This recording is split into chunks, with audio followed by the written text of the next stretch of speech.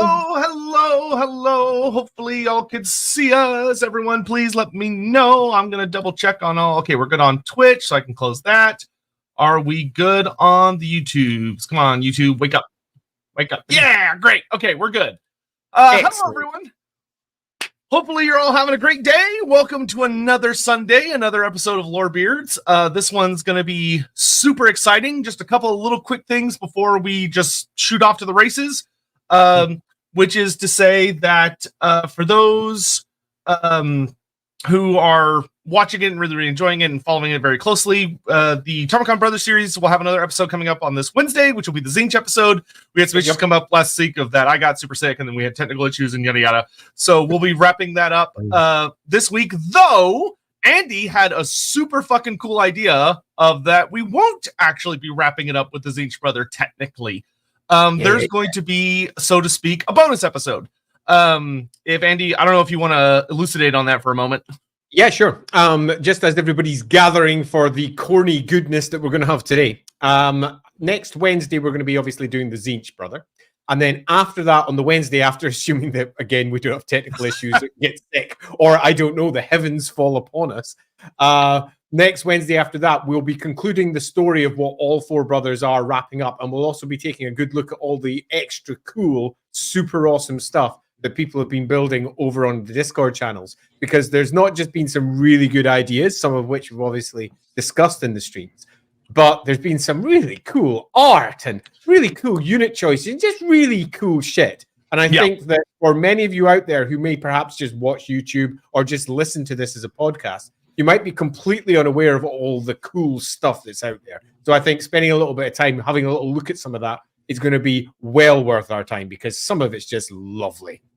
Yep. And speaking of the podcast, for those that prefer in that format, I did finally get caught up on all the episodes. So those will be coming out over the following days. And I have started uploading all of the Tarmacon Brothers as just bonus episodes. So they won't be like strictly episode lumbered. They'll just be a bonus for people that want to listen to those. But should be a lot of fun. But I think with all that out of the way, we're good to get started today. So we did another vote. And unfortunately, all of my fellow ogre lovers let me down this week. But that's okay. Life goes on. And we have instead, we're going to be focusing on the blood god Khorne and his realms. So we're going to be talking at first about his brass citadel. But there is extremely high likelihood that we will wander outside of the brass citadel and explore other places around the realm of Khorne and the various things that fall under his influence, which is going to be pretty fun. I think this is going to be our first real episode delving into the realm of chaos itself. For me, this one is super exciting because all of our previous episodes have been about characters inside the Warhammer world, or, for example, locations, or perhaps just themes and processes and magic and how things work inside the Warhammer world. But this one is a bit of a step in a different direction because we are, for the first time ever, stepping into the realm of chaos itself. The realm of chaos, which, as we've discussed in several of our previous streams, is a very different place. The etheric realms, so to speak, in comparison to the material realms. A place where emotion, a place where time itself kind of breaks down, a place where everything is just different. Nevertheless, it has very real places, very real concepts, very real stuff that we're going to be diving into today, particularly, obviously, with our focus upon Khorne's goodies. It's also, I think, potentially an opportunity for us to just delve into some of the more, let's say, esoteric lore as to exactly how do demons work with this and mortals, because it's worth noting as we dive deep into everything that is Khorne's super famous fortress that mortals have been there. Mortals have been there, have visited, and have left. And contrary to everybody's opinion, not necessarily have left with their minds completely shattered. Sometimes they have arrived back in the material realms to explain what has occurred to them before they're often burnt for heresy, because the realm of chaos isn't exactly what everybody thinks it is. Yeah, there's a lot of fun little side stories we'll get into particular individuals who've, thanks to their tales, we've learned so much about the realms of chaos because the Dark Gods have essentially allowed tourists in from time to time, which is a really interesting thing to walk away with. Of that, you have like the Liber Chaotica is quite literally written by a character who starts to have dreams where he's allowed to walk around and observe the realm of chaos so that he can write down his findings. And there have been other characters who have penned other great maps or articles as well about their experiences, which is really, really fun. And also is one of those moments that kind of paints the Dark Gods in a bit more of a outside of universe, kind of an amusing light, but in universe is a genuinely pretty terrifying thing because you wonder what the overall objective is, because there is a purpose to it. It's not just like a random whim, so to speak. Or is it? But that's half the fun with chaos. It's also worth noting that the realms of chaos in particular are not just inconsistent because of small c or big C chaos. One of the often forgotten about the realms of chaos is that they are quite literally 40k style, always at war. Always. Always, always. It never stops. There is a constant push and pull of conflict inside the realm of chaos, where each one of the chaos gods is striving for ascendancy over the others. And at points, this means that, for example, the good old Citadel we're about to discuss has been besieged and has been almost taken on more than one occasion. And it's not until Khorne himself steps in that that no longer is going to be the case. And as realms are conquered, they twist and reshape and become something new. So don't think of the realm of chaos as just this, oh, there's these gardens here, and there's this lovely thing over there, and there's this big staircase over there, and there's this big shining citadel over here. Yeah, no, it's all in a state of total flux. And anything that we have that's written down very clearly that states, and here you will find X, is not going to be the case should anyone actually visit there, because time itself doesn't really exist over on the realm of chaos side. It's both there and not there. It's both a state of war and not a war. And there's a constant push and pull between each of the chaos powers. So be aware that as we go through the course of describing various locations and almost certainly diverging off into different parts of what is offered by the Khorne version of the realm of chaos, that everything we say is equally undermined by the reality of the place, where we say, and this is here, that might not be there should you have characters out there that choose to visit the place, should you have weird seer visions or anything else, because the realm of chaos is in a state of total flux. The only thing you can generally say with any clear certainty, and it's good for this particular stream, is that Khorne almost always has by far the largest section of the realm of chaos for itself, because it is ultimately the blood god, the war god, the great conqueror, and the great conquering demons pushing forward at the various peripheries of its realm are always, almost always, going to be pushing Khorne's realm out further than any of the others. Having said that, though, as we already mentioned at the beginning, Khorne himself has had to take the battlefield at points because the loss of control over his domain reached a point where he could no longer sit still and do nothing. Having said that, though, he's pretty much the only god that does that. The other three don't generally take to the battlefield. They're not like Khorne. Khorne likes to get a little bit personal every once in a while.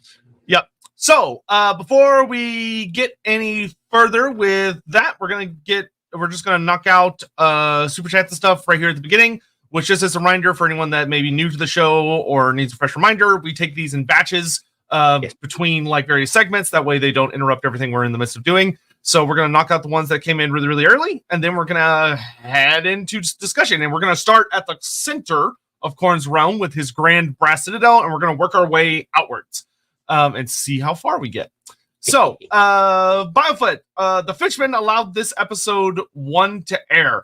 I don't think the Fishmen necessarily. Well, you know what? Sure, why not? Yeah, the Fishmen are behind everything. They're the controlling elite of the Warhammer. And for those of you who are wondering out there, what the hell are these Fishmen that come up every episode? We did do a stream about them, who they are, what they are, where they come from, and where their realm may or may not extend to in a previous episode. So do go check back to our previous episodes and you'll find out about them. That was also a really fun one. That was probably the most impressive one when it came to me and Andy stretching about 3 paragraphs worth of text for an hour each. Yeah, totally. Nasir, Andy, fellow diabetic, make sure your blood isn't too sweet for Khorne is bitter. So true. Sean Schultz, what song does a brass frog make? Rivet. Rivet. Thank you. Queek says, Trade Lord Grease's Tribe Stealer, Drake Crush, Gatecrasher, Hordemaster, Goldtooth, the shockingly obese shall rise. Well, he probably won't, actually, if you want to be technical. He's too rich to rise. But he will languidly bellow his distaste from his somebody else rise on his behalf. Yeah. Why should I have to rise? I'm too rich to rise. He is. He truly is. I see your background is blue. You know who else is blue? Crimlow. Long live Crimlow. Bring back the frog lord of Skeggy. Never. Currently blue. My room is still empty since I've just moved in. I'm still at the point where I'm not officially moved in, so we don't have the license completely from the council yet for this to be the place. But we're all set up to be in, and we're allowed to be in here. But I'm not meant to decorate it or do anything with it until then, although I am itching to do so. Blitzer Chris, after you've scrubbed all the brass at the Citadel, then you may go back to the material realm. Oh, that sounds like a horrible deal. He made summons mortals just to be the cleaning service. Dunman, given the number of forges in Khorne's realm, surprised he doesn't have more biomechanical or armored demons like Juggernauts, or even any name character associated with blacksmithing and so on. So this is actually a pretty interesting topic that came up a lot in our Khorne Tamarkan Brothers stream, and that's something that we're actually going to talk about quite a bit here in a little bit with the Brass Citadel, is that Khorne does have a significant focus on forges and armories and smithing. And it's something that is pretty not well explored by a lot of the characters within Games Workshop. It's generally something that exists in the background. I do find it funny that even in Age of Sigmar, the first big smith character that we've gotten is an orc from the Iron Jaws instead of I don't know, any of the other races, which is pretty interesting, to be honest. But yeah, it is odd. There's a lot of concepts with Khorne that Games Workshop could explore. They've set up the lore to explore. They just don't.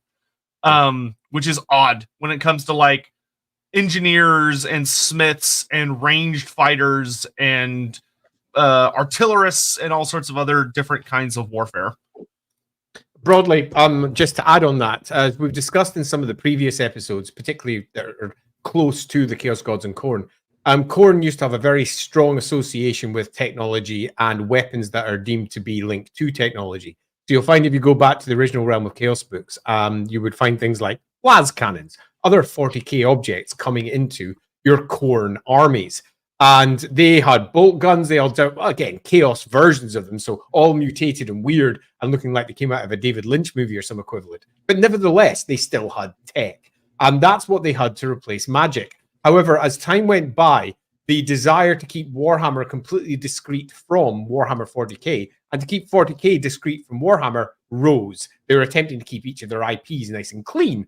That being the case, anything that was exceedingly 40k-ish was removed from Warhammer. And we were left with basically 3 Chaos Gods that had one giant advantage, and Khorne that no longer had its giant advantage, which was tech. That was broadly removed from all of the Khorne armies, meaning that Khorne was both left in this position where it was frequently described as the most powerful of the 4 Chaos Gods, by far the most capable in terms of going to war and looking at their army and going, I'll just shoot it.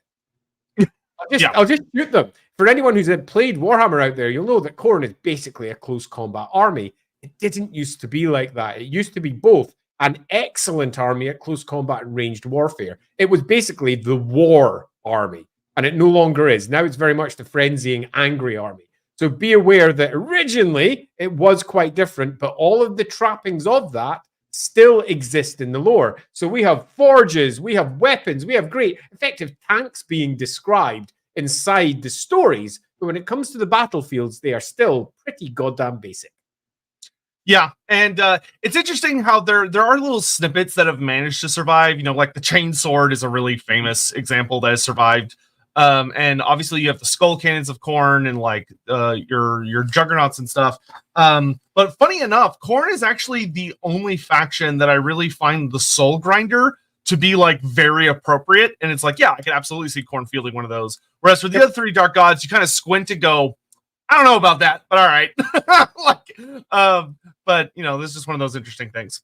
Who'd fall to Khorne first? Sontarans or Klingons? I don't have an opinion on this because I don't know. The Sontarans are altogether too fixed and rigid. The Klingons are far more, let's say, passion-driven. So out of those two, the Klingons. There you go. Hey, man, you know what Valkia eats? Corn tortillas. Ha, ha, ha, ha. Corn chips. She runs a banging Tex-Mex place on the side.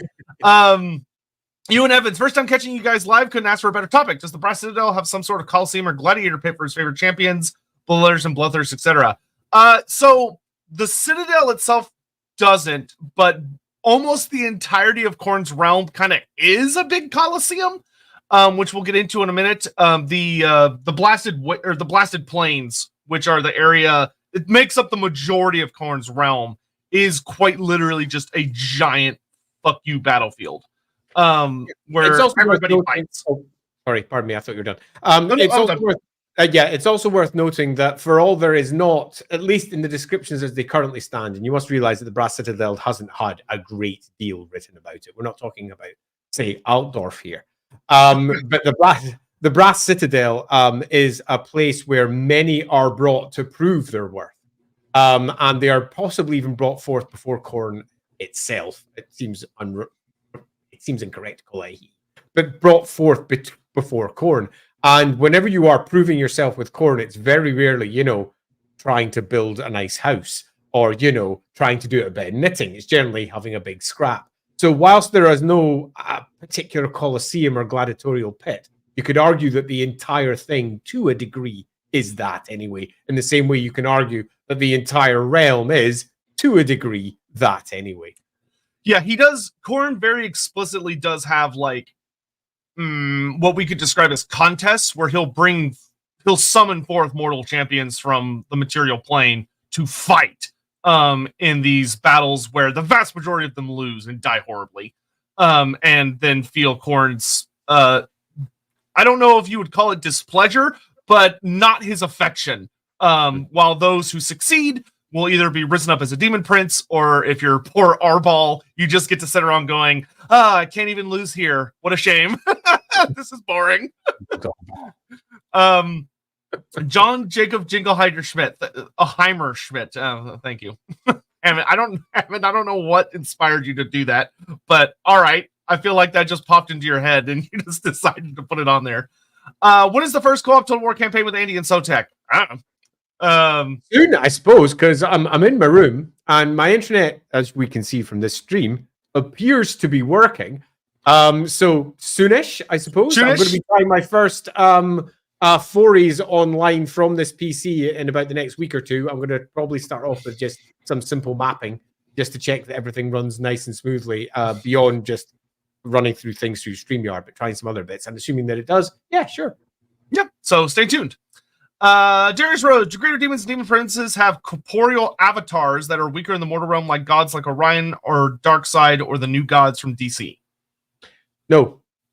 But heavy butt on this. That's going a bit nurgle. With its heavy butt.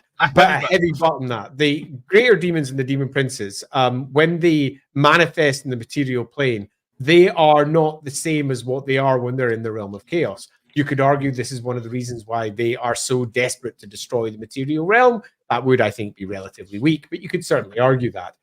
When they are manifest in the material plane, the more magic there is, the more powerful they become. So it's not so much that they have themselves corporeal avatars. They don't. And they don't so much manifest inside other entities. Generally speaking, they don't. But there are lots of ways around that. Possession exists inside the Warhammer world where you could possess somebody else. But generally, a greater demon or demon prince possessing a mortal kills it very quickly, super quickly. If it can get inside you, you're dead. It takes something very, very special for it to control, for it to last in the material realm for any length of time. And I recommend, if you want to have some more discussion on that, go check our Galrauch, I can't call it Galrauch, it makes me feel sick. But Galrauch, I did it. The Galrauch stream that we did, where a dragon is possessed by a greater demon of Tzeentch, and the long-term effects that has. It's also worth noting that you have another alternative way of getting a greater demon into material realm, and that's by binding it into an artifact. Normally, this doesn't work with greater demons because they just don't let it happen. But some of them allow it to happen for one reason or another, or they're cursed to by their major deity, or whatever. See your Malice Darkblade. There is always a reason that these things may occur. And when they do, you tend to find that they are massively curtailed so that they can still interact with and not destroy the material realm around them. Because to do so is effectively to wipe out the material realm about where they are. And that would, in many respects, be argued as a corporeal avatar that is much weaker. Sure, if you wish. But it's basically bound artifacts, possession, or arriving. And arriving in the material realm means they generally don't last long. But there's lots of magic. They'll grow more powerful and last longer. Yeah, there's actually a really cool example. If you go read the Tyrion and Teclis trilogy, there's a scene that the author does a really good job of describing how the greater demon Nakari, how it perceives itself within the realm of chaos and then coming into the material world and what that does to how it perceives itself and everything around it. And it's a really interesting transformation of you're taking an entity that exists in like a really different form of reality and was born in that reality, and then you kind of squish it down to fit in under the constraints of the material plane. And it's a really, really fun set of paragraphs that explains how Nakari goes through that experience. So check that out. It's a really good book. Set of books. Biofoot, earnest request to bring on Doug for 2+ if we ever do AOS stream. I'm going to be honest with you. I don't think we'll ever be able to get around to AOS because I'm pretty sure me and Andy will be dead before we get done with fantasy. Just a guess, but I feel pretty confident about it. Yeah. But thank you though. Donovan, semi-related topic given with the chariots of Khorne. What actually are gore beasts and why don't we see them outside chariots? Okay, that's actually a good question. That just to take a very brief aside, because it's not super related to what we're doing here, but gore beasts were introduced very late in Warhammer Fantasy. They were introduced in 8th edition, and they're these big reptilian gorilla monster things that basically exists up in the Chaos Wastes.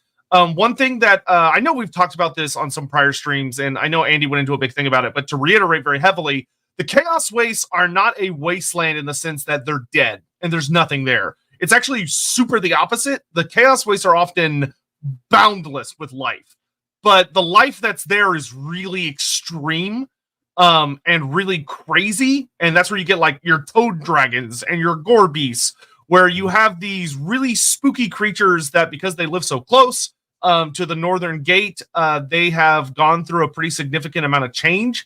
And it will take a lot of features of creatures that might have existed naturally and will dial it up to 13. And their features get exaggerated and they often become very dangerous, horrifying monster creatures. And gore beasts are just an example of that some of the northern tribes have managed to capture and strap a chariot to it and ride it into battle to crush everything in front of them. As you do. In fact, I think it's worth making something really clear now, because this is something we're going to have to make clear at some point. And that's the term Realm of Chaos.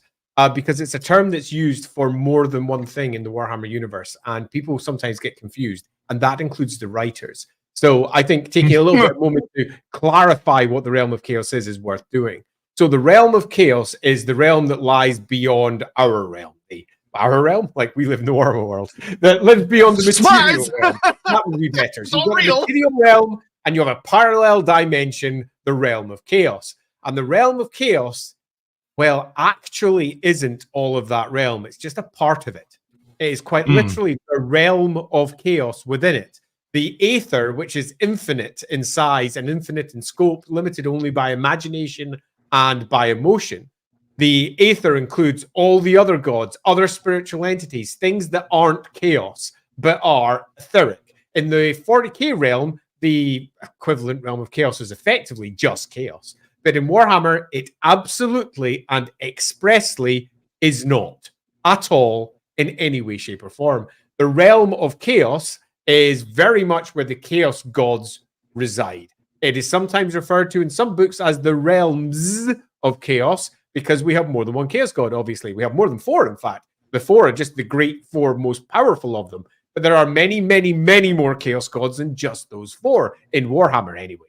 And then moving beyond that, we have all the other gods whose realms are just as big, or in some cases, arguably bigger. And this is something that sometimes those who very much focus on the 40k side of things really get confused about. So number one, the realm of chaos is a part of the greater aether or the immaterial realm, but it is often used to describe the entire realm.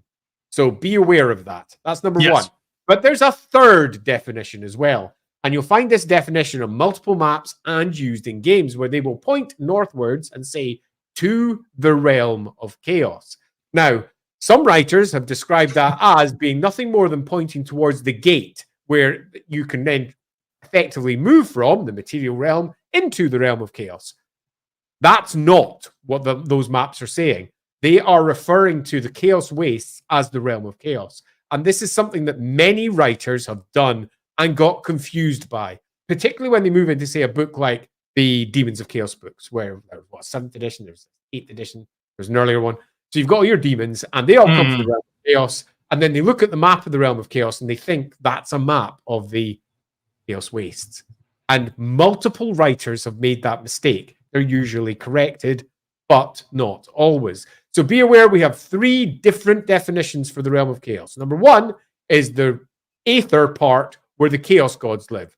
Number 2 is all of the aether. And number 3 is, and almost always incorrectly used as, another term for the chaos wastes in both the north and the south. So as we're using it, we're probably going to be leaning strongly into it's the bit of the aether where the chaos gods live, because that's what we're talking about. But be aware that it's quite possible when you're reading through books yourself at your own pace, you might read a reference and go, oh, they found this in the realm of chaos, and warriors were wandering around the realm of chaos. And what they're actually saying is they were wandering around the chaos wastes. And in the chaos wastes, just as a nice full stop or period, if you wish, on this particular point, in the chaos wastes, because magic is so strong, bleeding out of the chaos gates, sometimes the realm of chaos literally touches into the chaos wastes in the north, meaning that places like the Brass Citadel, or alternatively what's not the Impossible City, it's the Crystal Labyrinth. Is that the one I'm thinking of? Yeah. Regardless, these places can almost materialize in the material realm because there's so much magic weakening reality. So the realms of chaos do sometimes cross over into the chaos wastes, but they absolutely are not the same as or synonymous with the chaos wastes unless a writer has decided they are. Yep. Welcome to Warhammer. Welcome to Warhammer. Welcome to Warhammer. Where all the terms are made up and nobody knows what they mean. Laughing God. Khorne feels like a god Games Workshop gave up on in terms of being creative with him. At least that's my experience with him. Last time Khorne really felt fresh was the Blood Pact from Gaunt's Ghosts. Yeah, I mean, I could see that interpretation of it. I will say that I have enjoyed Age of Sigmar Khorne a lot. He does a lot of fun things and has expanded significantly. Where that, like, they really leaned into a lot of the priestly angles, which gives Khorne a lot more to do. He's got stuff going on. I am very curious what they're going to do with Khorne in the old world, because they have taken him in different directions for 40k and Age of Sigmar. So presumably they're going to do something with him. I just don't know what, and I'm really interested to see what it's going to be, because he can't just be the melee god. He needs more going on outside of just that sphere. You say that, but he has been for about 20 years in Warhammer. It's just boring. It's not boring per se. It's just unimaginative. Yeah, it's like the god used to be more. The god is used in more ways in other settings, and in Warhammer, the poor old Khorne has often just been patted down because they really don't want to think about the greater ways that Khorne may manifest. Because if they go back on the old lore, which is often where they go to, whenever they go, what could we do? Why don't we look at the old stuff? They go, holy shit, it's 40k. Crap, we can't do that. So you tend to find that they just press skip, and they don't think about it too much. It'll be interesting to see what they do. That guy, I've been wondering this for a while. Do skulls have to literally be brought to the skull throne, or is there some metaphysical mumbo jumbo?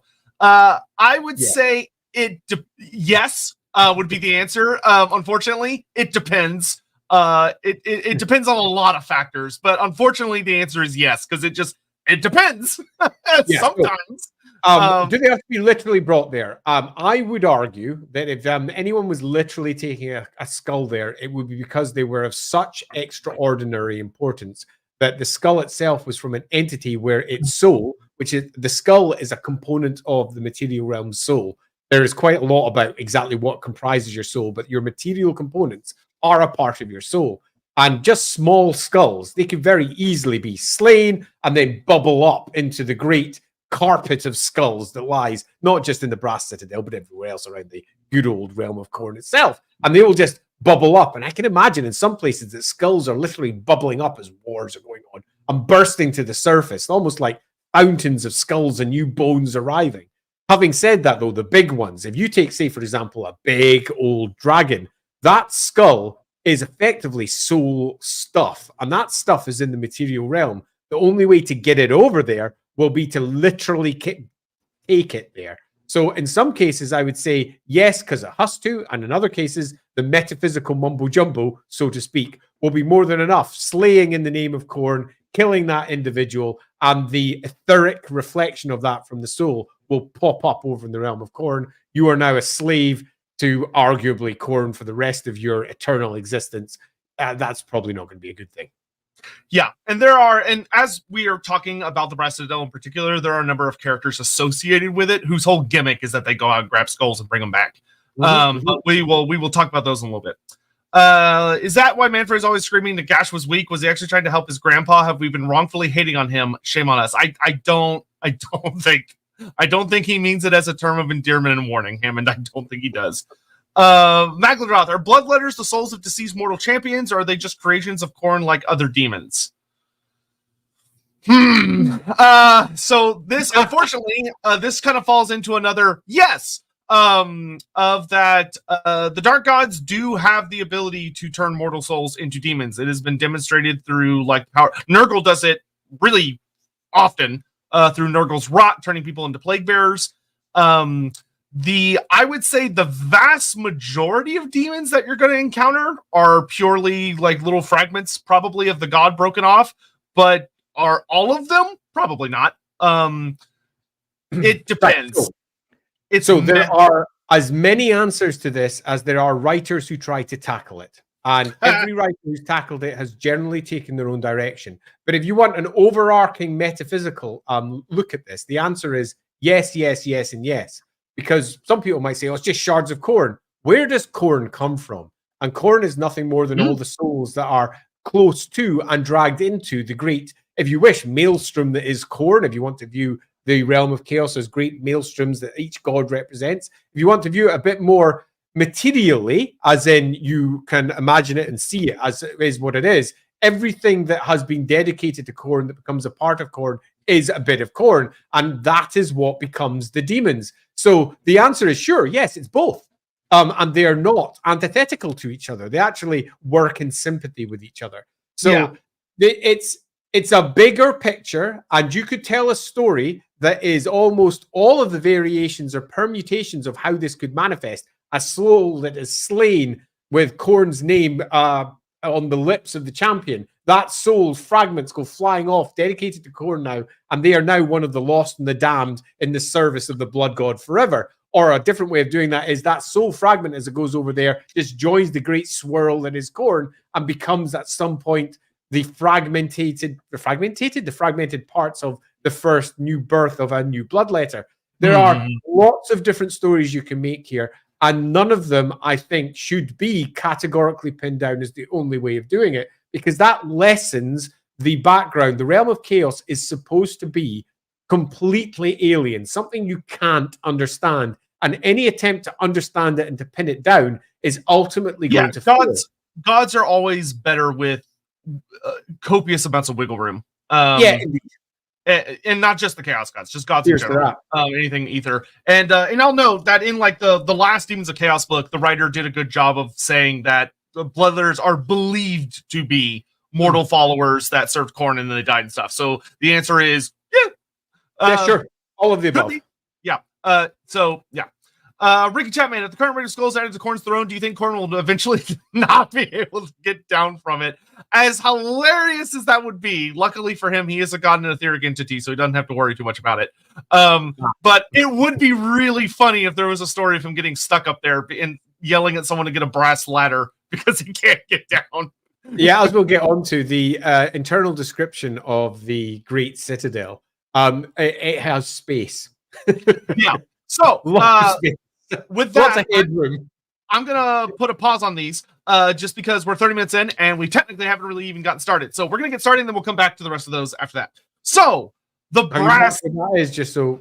Yes, trust me, I cannot forget which one I left off on because it's a Hammond super chat. It'll be easy to remember. So the brass citadel. So we're going to start at the core of Khorne's realm with his personal fortress. So the brass citadel, which if you play Total War Warhammer 3, you're probably familiar with it as it's very iconic from a lot of the promotional material and also shows up as like the big final battle in Khorne's realm when you do the Khorne story quest. But it is a absolutely fucking colossal fortress that sits at the center of Khorne's realm. And is there its depiction in Total War is really fun, where it kind of has like the symbol of Khorne imbued into the top of this gigantic fortress, like a big spike sticking out of the ground. One of the things that's really interesting about it is that some descriptions will just like, oh, this is where Khorne resides, but it's not just Khorne's throne room. He has a throne room at the center of the fortress, but it is a full goddamn fortress that kind of obeys, we're in the ether. Laws of physics don't apply. This place is fucking titanic. It is massive. I mean, Khorne himself is a big boy god. He is large, even by the standards of other gods. He has a sword that's supposed to be able to crack planets and other stupid nonsense. And he chills out in the center, but there are countless rooms into this place. Most of them, and like we said, talked about earlier, paints a much different view of Khorne. You might expect like, oh, they're going to be like fighting pits and blood rooms and all this stuff. Actually, no, it's usually more armories and smithies and rooms where weapons of insane divine proportions are being crafted. It talks about ornate cannons and specialized machines for different kinds of warfare that are always being constructed and built and designed in these other rooms.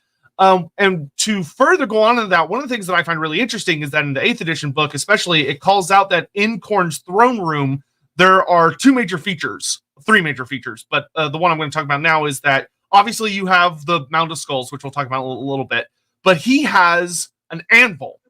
In Khorne's throne, off on the only side chamber, he has a titanic anvil that only he uses.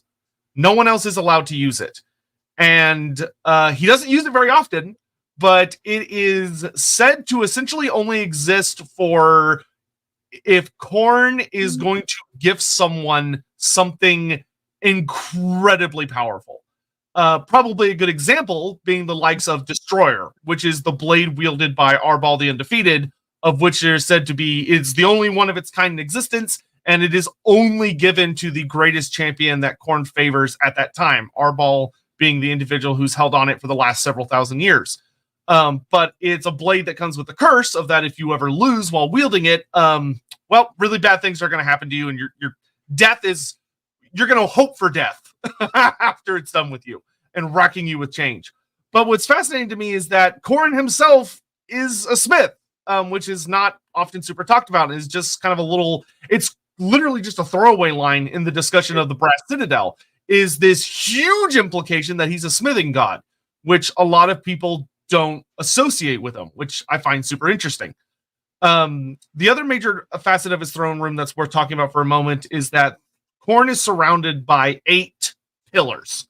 So there are 8 pillars surrounding Khorne, and each of them is inscribed with a single commandment of Khorne's philosophy or Khorne's impact on the universe. And each of them contains essentially a tenet about concepts of martial prowess or warfare or slaughter.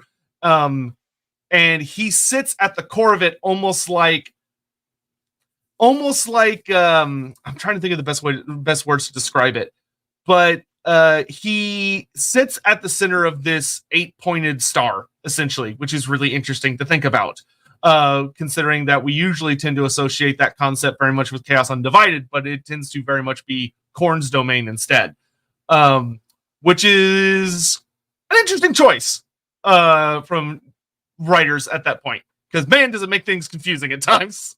Yeah, it does. And it's made it confusing for writers on more occasions than I care to warrant. We've had entire arguments about how to use the number 8 behind the scenes, whether it should be used purely as something that is representative of Khorne, or whether it should be used as something that is representative of Chaos as a whole. And some would argue it's both, because the story of Chaos and its great rebellion against the other gods, that's one way of referring to what happens right at the dawning of time, is very much the story of Khorne. He is the most powerful of them. This is often forgotten. This is often sidelined because people just don't like to think of it that way. But Khorne is always placed in the number 1 slot. That doesn't mean that number 2 is very far behind number 1. And that doesn't mean number 2 is consistent. But the number 1 is almost always Khorne. Number 4 is almost always Slaanesh. Number 2 is almost always Nurgle. But not always. And Khorne is powerful, exceedingly so. And his throne room very much reflects this. And I think that we cannot move away from what Sotek was just describing there. Let's go to some brass tack basics here, since we're starting in the very center. On the very center of the, I know, I couldn't help myself. Some brass tack center details at the very center. So at the center of this citadel, and this is the center of it, this is not the only chamber. There are said to be an entire labyrinth's worth of other chambers in here. But the core chamber is so big you cannot see the top of it.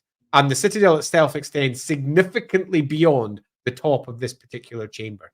The 8 great pillars ascend into darkness and beyond. The great murk that lies beyond that, and surrounded this enormous throne on all sides are the skulls and the bones of the fallen. And these are not just those dedicated to Khorne. These are ones who have been killed in Khorne's name. Skulls for the Skull Throne. And they are everywhere. And I think it's worth noting, on top of these 8 commandments that sit on the great 8 pillars that lie there as well, we have Khorne sitting in the center, where he very rarely moves from. He only moves if there's going to be a fight that he's personally going to take care of, or if there is something that he has to do. But most of the time, he just yeah. He, however, is vocal.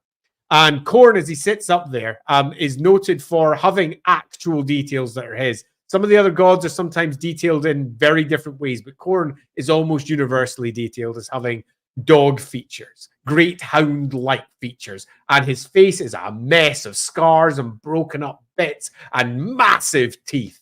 And Khorne, when he bellows, that's his basic voice. And when he turns to full rage, the very edges of reality blister around him. The other detail that's worth noting is that there is viscera and blood everywhere. This is the blood god, after all.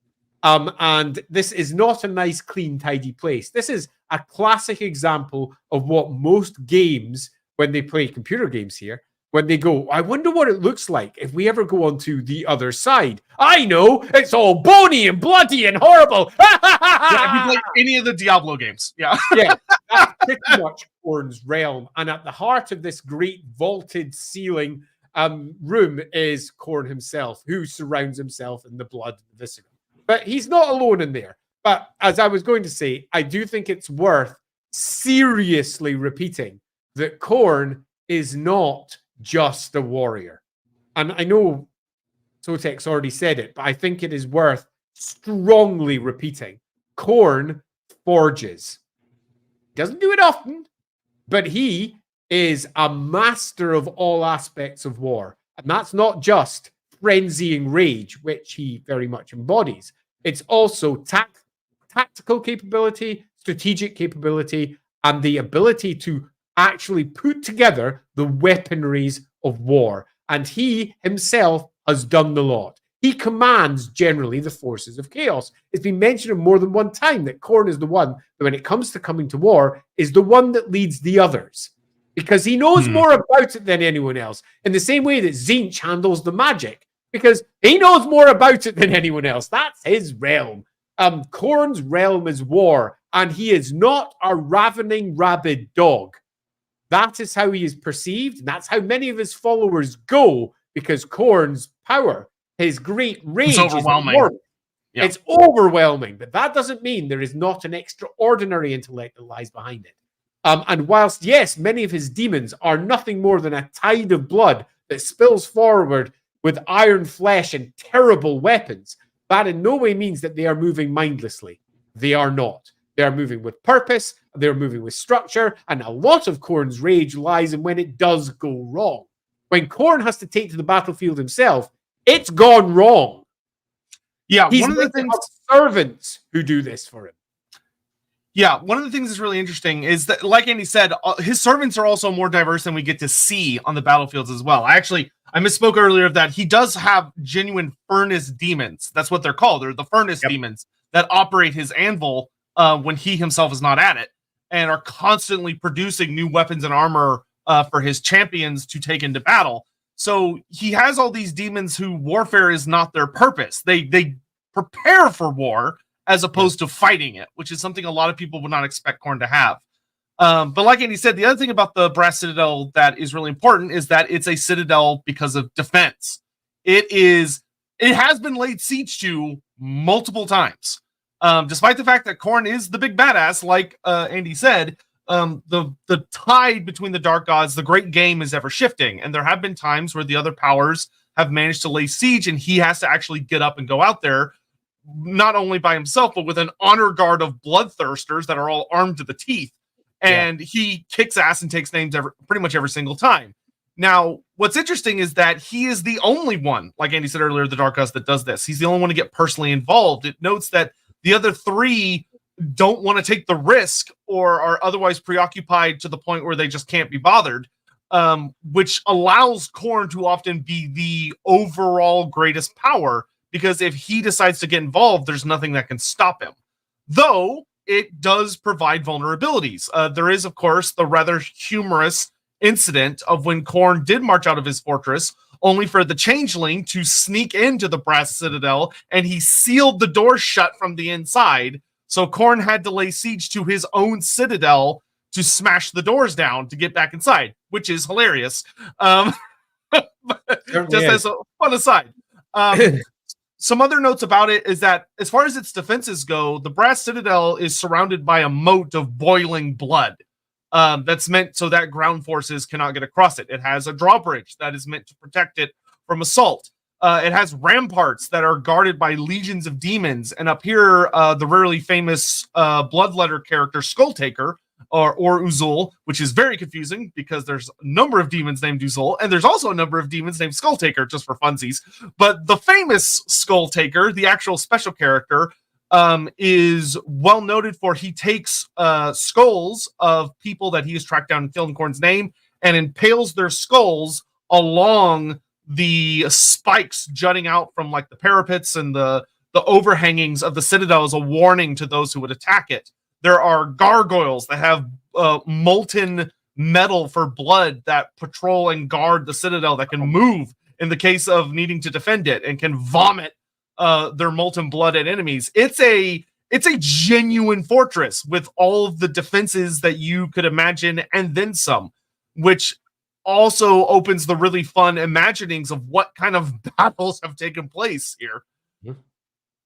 Yeah, I think one thing that is worth, as we are moving from the internal to the rest of the Citadel, worth noting is what is Khorne and what does this represent? Because the Citadel of Brass, as it currently stands, Brass Citadel, it is nothing more than an etheric thing. It's not something that's material. It's not a place that you, strictly speaking, visit in the greater sense of things. It is a thing that exists because it is a manifestation of Khorne's will. So it exists, completely exists. So it is a place you can visit, but it exists because Khorne exists. And this is where most people get Khorne wrong. They think of Khorne as a frenzying idiot. Let's make it blunt. But that's not Khorne. That's his followers. That's the people who do what Khorne wants. Khorne is the general. Khorne sits in the center and he orchestrates. And when it doesn't go the way it's meant to, because his followers fail or because of whatever else, he gets pissed. Really, really pissed. So he's an angry general. And when it really goes wrong and his forces have failed or whatever, he has to take to the field himself. And that is what makes him more angry than anything else, because that should never occur. It's always blood for the blood god. It's always trying to do stuff for the blood god. The followers of Khorne are Khorne's puppets, for want of a better description. If you want to actually lay it out for what they are, they're his army, his enormous army. And unlike most other gods, his followers don't emulate him. Most gods generally have their followers emulate them, be like the god. This is not the case for Khorne. For Khorne, it's impress the god. Do stuff that the god wants to see. It is make Khorne see you and go, yes, you are worthy of being a leader of one of my armies, of effectively pushing forward in this direction in my name. Khorne is the blood god and the general. And this is something that almost everybody misses.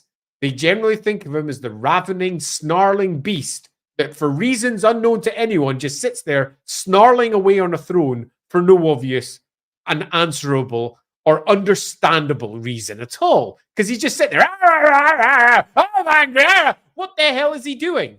He's a general, and always has been, right from the very beginning of the Warhammer world, when Khorne first invades along with the other Chaos Gods. And at this point, he's just one of many Chaos Gods that rebel. The four great gods that come later are the ones that survive these wars, and the ones that rise up above all the rest. And he was the general back then as well. He always has been. He's the general. He creates the weapons. He builds the armies.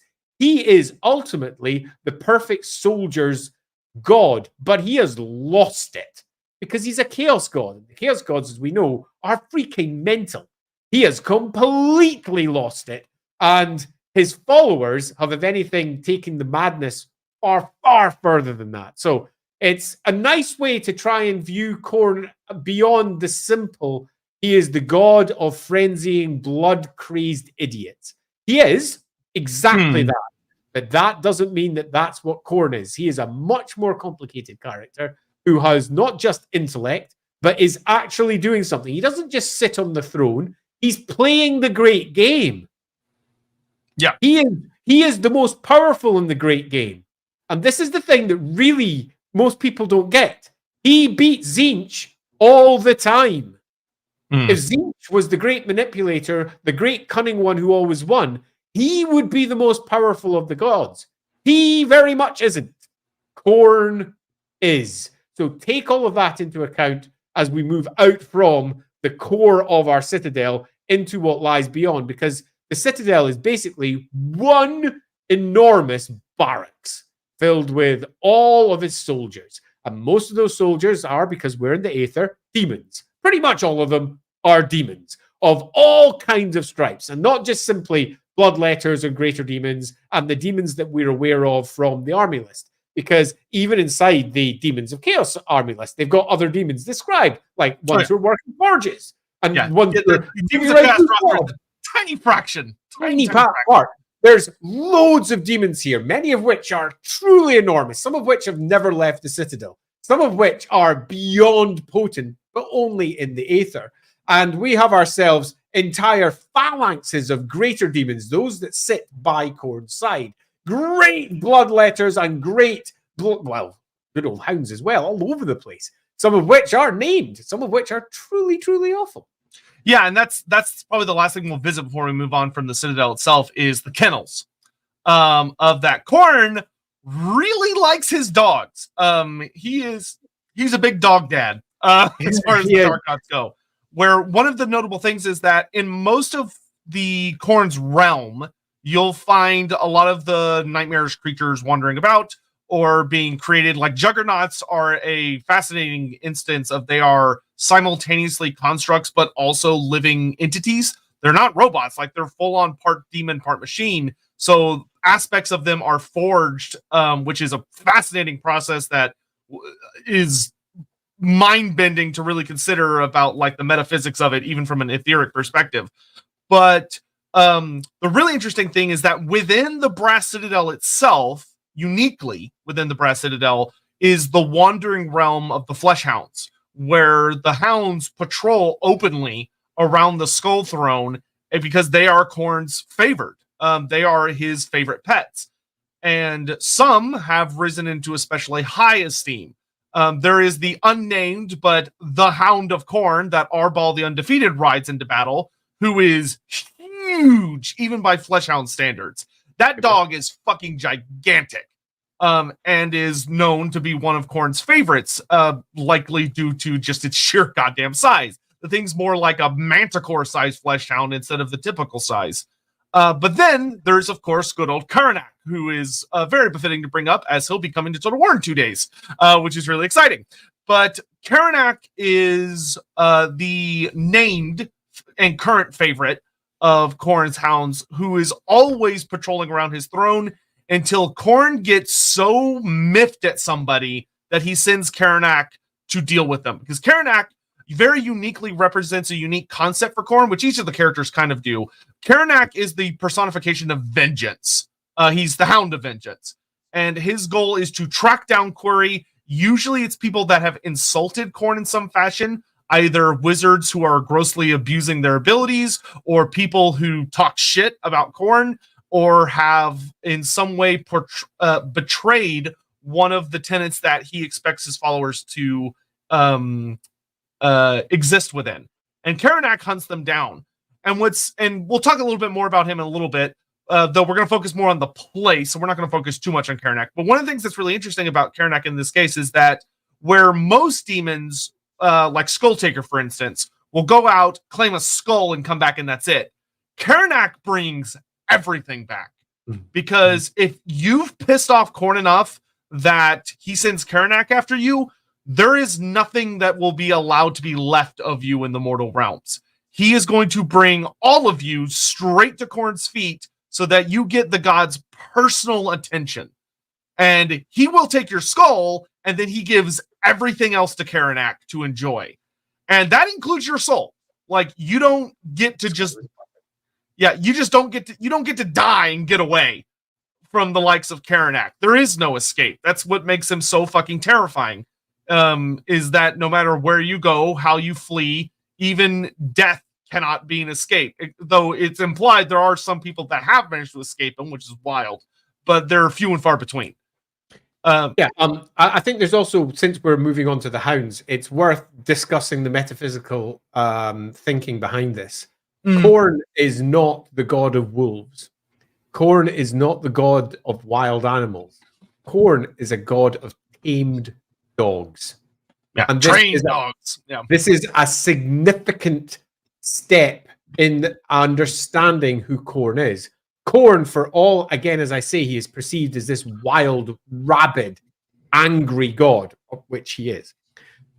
He is a god, though, of dogs. Dogs that are trained, that hunt, that are controlled. And they may be ravening, wild, barking monstrosities that are hunting down blood and souls on behalf of their deity. But note, they are hunting down blood and souls on behalf of their deity. They're not doing it for sustenance, to supply their hunger, for survival, for their needs. That is the realm of wild creatures. They are not wild creatures. Each and every one of them is a tool with a purpose. And all of those purposes lead towards, ultimately, the blood god's ultimate aim, which is war in all of its manifestations and forms. He is a god of war. But note, the blood god is generally marked as a god of blood, because Khorne cares not from whence the blood flows. And whilst that term is frequently used in various places, it's also somewhat of a misnomer, because Khorne kind of does, because it needs to flow in his name. And that generally requires dogs, servants, those who are slaves to him in perpetuity, going forth in his name and making the blood flow. And that is often at the furthest vanguard of his forces, whether that might be in the material realm, where the true war that he is fighting is ongoing at all times in the immaterial realm. But the material realms are just further fronts on the greater war that Khorne is always waging. But the core that I'm bringing up here is, note that it is hounds, dogs. These are not wolves or animals that are wild. For all you might use wild as an adjective to describe them, they are not, strictly speaking, creatures out there in the wild. They are all, and this does sound almost contrary to what most people think for Khorne, they are all controlled. They are all leashed. Even the hounds themselves, every single last one, carries a collar of Khorne.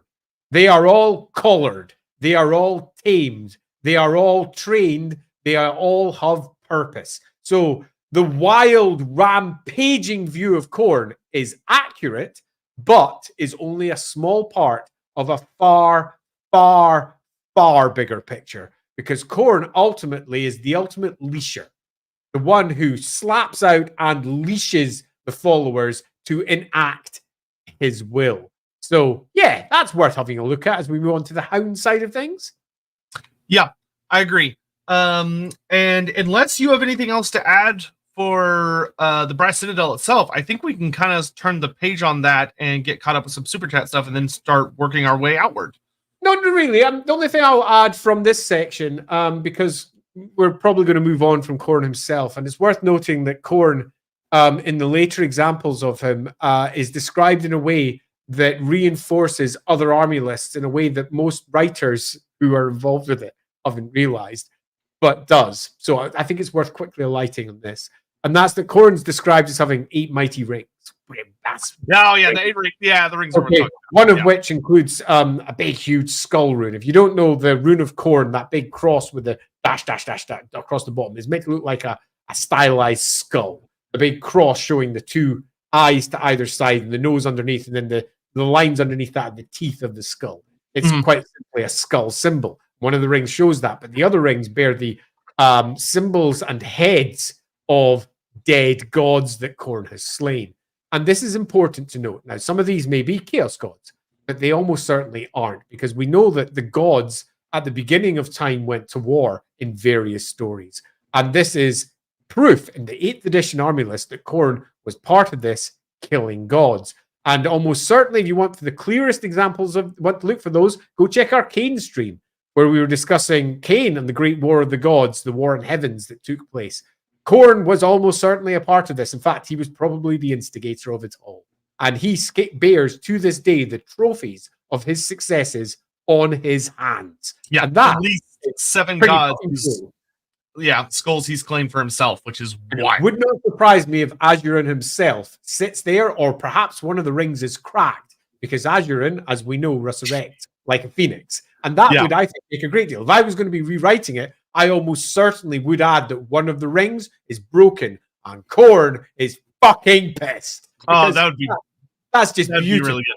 Yeah, like his armor's like burned under that ring and he like refuses to take it off. His greatest success was bringing down the Divine Emperor in heaven. And what happens? The Divine Emperor in heaven goes, guess who's back the very next day? God damn it. Watch as I hit you with the Uno reverse card, yeah? Okay. Uno reverse card! God damn you! Love it. All right. Let's dive into our super chats. Yep, easy to remember where we left off because of the Obama is an agent. I would argue all politicians are agents of Zinch. It's within their nature.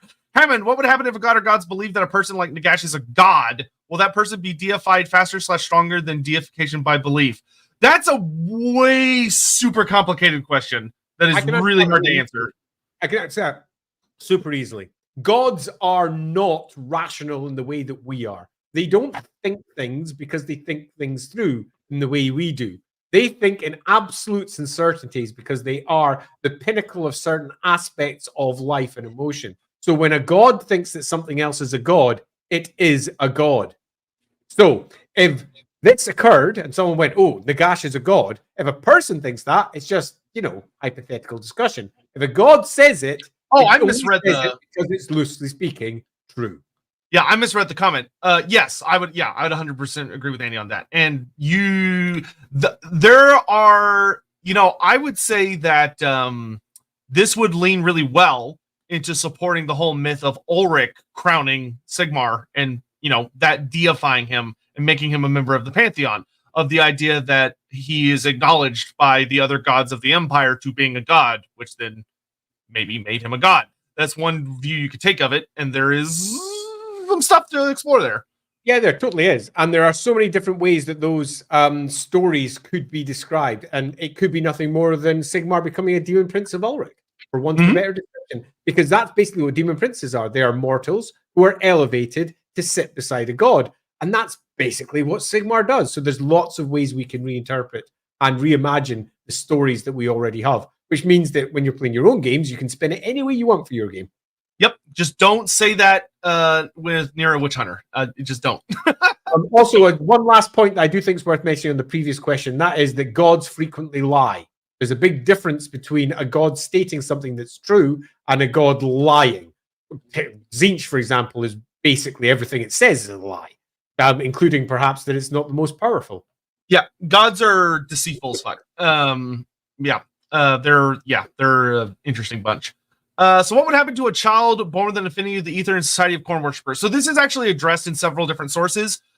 Most of the time, they'll end up probably becoming something akin to a priest.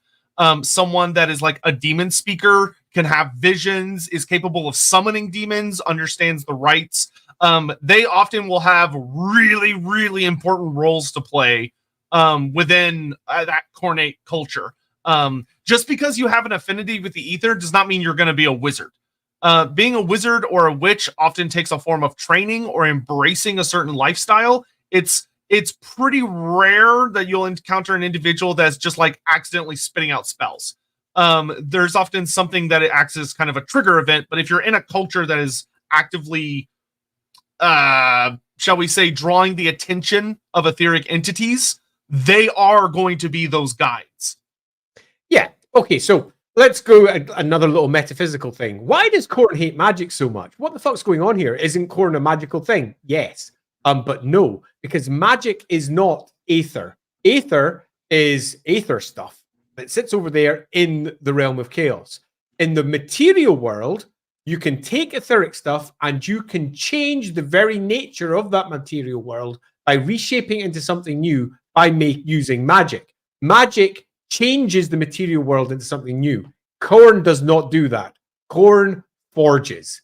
Khorne does not cheat. Tzeentch cheats by basically breaking all the rules of forging and just spinning it into something else. By saying a few words, they take the changeable nature of the aether and they spin it into something materially different. It is 100% cheating. Now, bloodhounds, as they bounce into, fleshhounds, pardon me, as they bounce into the material realm, they are etheric entities made up of pure magic. They are, because they're etheric entities. So the first mistake is to think that Khorne doesn't associate with magic at all. He does all the time. He just doesn't use spells. He doesn't use crafting. Okay, so the first thing is these hounds are pure magic, and they will be using the winds of magic, the essence of the aether in the realm around them to navigate, to understand, because they themselves are etheric entities. They're effectively using magic all the time. They hunt and they pursue, they find the blood of other entities by the fact that they leave traceries that they understand as etheric entities. They're chasing magic. Khorne is not anti-magic per se. Khorne is anti-spells, using magic in the material realm to turn the material realm into something that it should never have been. You could argue that Khorne is a purist, and that Tzeentch is cheating and trying to create new stuff from nothing. He is change, after all. Khorne is not. So in this case, just because you're born with the ability to see the aether, that would be seen potentially as a massive blessing. You might be able to, for example, hunt like a fleshhound and be able to pursue down creatures because of the etheric energies that you can perceive. Seeing the etheric energies isn't bad. That's good. You're closer to Khorne. There's loads of really cool shit that you can have that comes from the aether that makes you a better Khorne worshipper. It doesn't make you a spellcaster.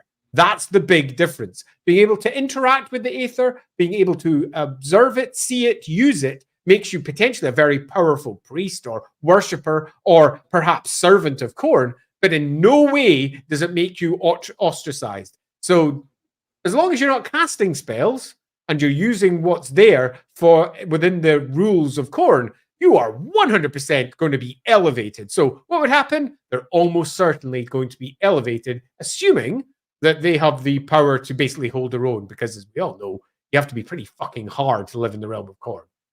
Yeah, and it's worth reiterating, especially that like Khorne uses magic in all sorts of ways, from the demons, which Andy talked about well, and it's like, the brass collars. A lot of people go, oh well, those give really strong magic resistance, but it's not really magic resistance. Total War actually hilariously gets it more accurate than the tabletop game does of its spell resistance. It's resistance to the changing that is cheating from Khorne's standard. It keeps things like anchored and following the rules, which you can also see with Khorne in the way that he does magic items of like magical armor, magic weapons, enchanted items and stuff. Of you're taking items and you're adding rules to them, but they still have a strict set of rules that they have to abide by. Same thing with all of his demons that manifest. Of that, yeah, sure, they're magical entities, but once they're in the material world, they have a set of rules they have to obey. And so Khorne looks at that and goes, "That's fair." Yeah. There's some really lovely older stories that both come from 40k and Warhammer about how Khorne was often a god of honor as well. And this has kind of been lost in many of the later iterations, not all, but many, where he was a god that very much appreciated great warriors, no matter where they came from. And you would find that the leaders of the Khorne Berserkers or some equivalent, they would literally give nods and praises to those that could defeat them. And indeed, being defeated was, in many respects, the best way to praise Khorne. Because if you could defeat them, then you yourself were a great warrior, doing everything that Khorne was looking for. So, yeah, Khorne is more the god of not cheating the material realm's rules, which I think is super fascinating. Because then you start wondering, what the fuck is going down with his desperate desire to destroy the material realm? What is it that really sticks in his craw? What is it that makes Khorne so fucking angry? And that, I think, is a question that Games Workshop has never really spent any time, any at all, having a think about. And what they've thought about is what Khorne is. They haven't thought, why is Khorne? And that's a super fun one. And yeah, we might go big Guardians. Going, no one asked how is Khorne. Everyone just asked. No one asked why I'm angry. That's why I'm angry. That's why I'm angry. Ryan Woodell, side question: how much do I have to pay for you both to do a what if or fan fiction of what the gods did during the Cataclysm? You must tell me. We will consult. I'm already kind of doing it. That's yes. Honestly, I don't know. Maybe keep a look on this week's poll. That could actually maybe be a fun. Yeah. So I'll give an answer on that one almost directly, Ryan. I'm kind of doing that for my game over in Lorehammer. And the start of seeing some of that will be popping up as a post for, I'm sorry to say, our all access patrons. Because we're building up the story of what happened during the War of the Gods with the elves. He's also technically lying. He's already started revealing it. Just literally go watch the epissodes, and you're going to see some stuff about Slash, and you'll go, "What?" Like he's already started doing it. Indeed. So then you could argue that the story of what we're messing around with in Lorehammer is the story of what happened with the Warhammer world, and it's slowly but surely getting unveiled. And the reason that is because the Enemy Within campaign is all about setting up the end of the world. And you can't set up the end of the world if you don't know why everyone wants to end the world.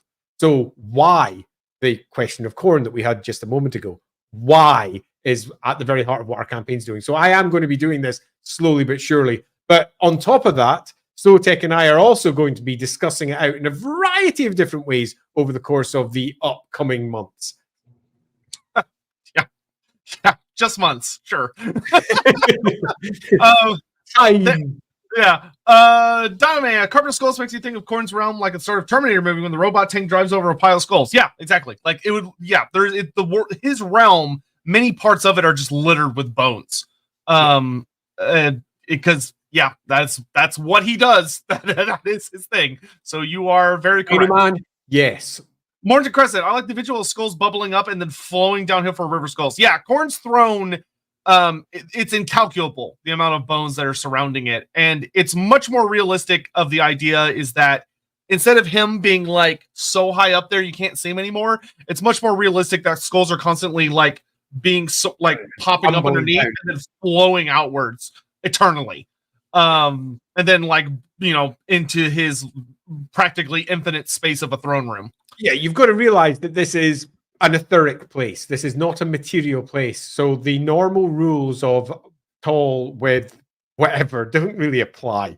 The ups and the downs of it, pardon me, I just hiccuped at the same time as I was talking. The ups and the downs of it don't make sense with material senses. So if you were to arrive there and see it within the paradigm of your own material senses, yeah, sure, it'd be a big, huge throne with all these skulls eternally bubbling up and spilling down the great waterfall. But it's never going to change. And there's always going to be more and more and more. But it doesn't mean that he gets higher and higher and higher and higher. That's the material way of doing it. His realm gets bigger and bigger and bigger and bigger as the skulls and his bones spread out further and further from the central citadel where he lies. Yep. Man Rely on Yak. I like that. That's a fun name. Always thought more could have been made of Khorne's positive aspects. In martial honor, bravery, and the rush of adrenaline allows you to overcome the odds. A joy listening to you, my dudes. Yeah, that is definitely something that it was very heavily explored in older stuff. It kind of fell a bit to the wayside. One of the issues, so to speak, and it's not like a big issue, it's just like a issue that Chaos runs into in later editions of Warhammer especially, is that they tend to get more and more focused on with just a bad guy brush. So just focusing on like the super extremes and the evilness of it.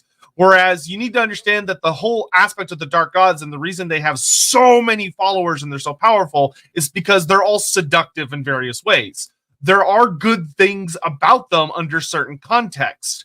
Like there are some interesting pieces that have been done by various writers of that, and you see a lot of this in the roleplay game. The roleplay game tackles this from a lot of angles where a lot of the chaos cults, many of them start from positive sources where you have like a really good concept in a group that's been coming up a lot with the upcoming Khorne DLCs. A lot of people want to see the Brass Sisters, which the Brass Sisters are a chaos cult that got tossed up following the Storm of Chaos and get mentioned in the Tome of Corruption. And the whole concept behind them is that basically you have a group of women who are widows who have lost their husbands and their children and their loved ones in war.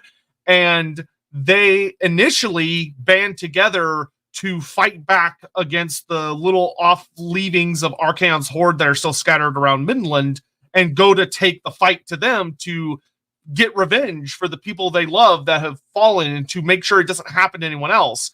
But over the course of months, some of them start to play with the idea or twist the idea, not twist, but start to think that, if the Empire had done more, if the other provinces had answered the call, if everyone else had showed up to help, maybe not so many people shouldn't have died. And look at all these fat cats that are getting, making all this money, taking advantage of all of us who are suffering. We should go after these guys too.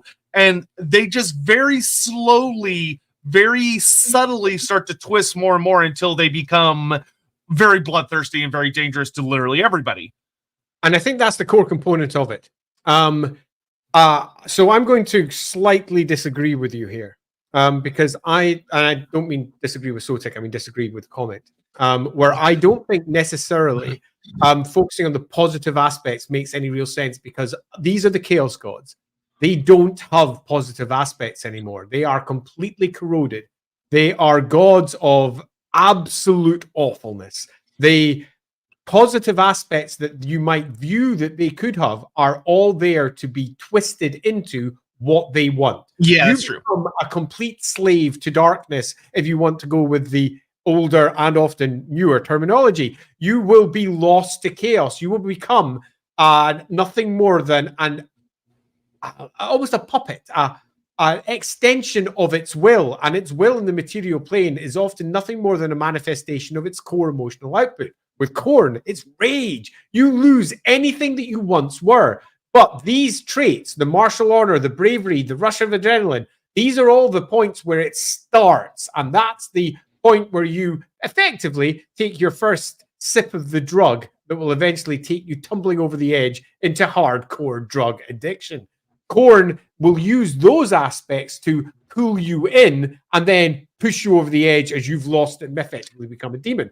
There's a massive difference between the positive natures of humanity and the other species, which are represented by completely different gods. Martial honor, bravery, the Russian. This is Myrmidia.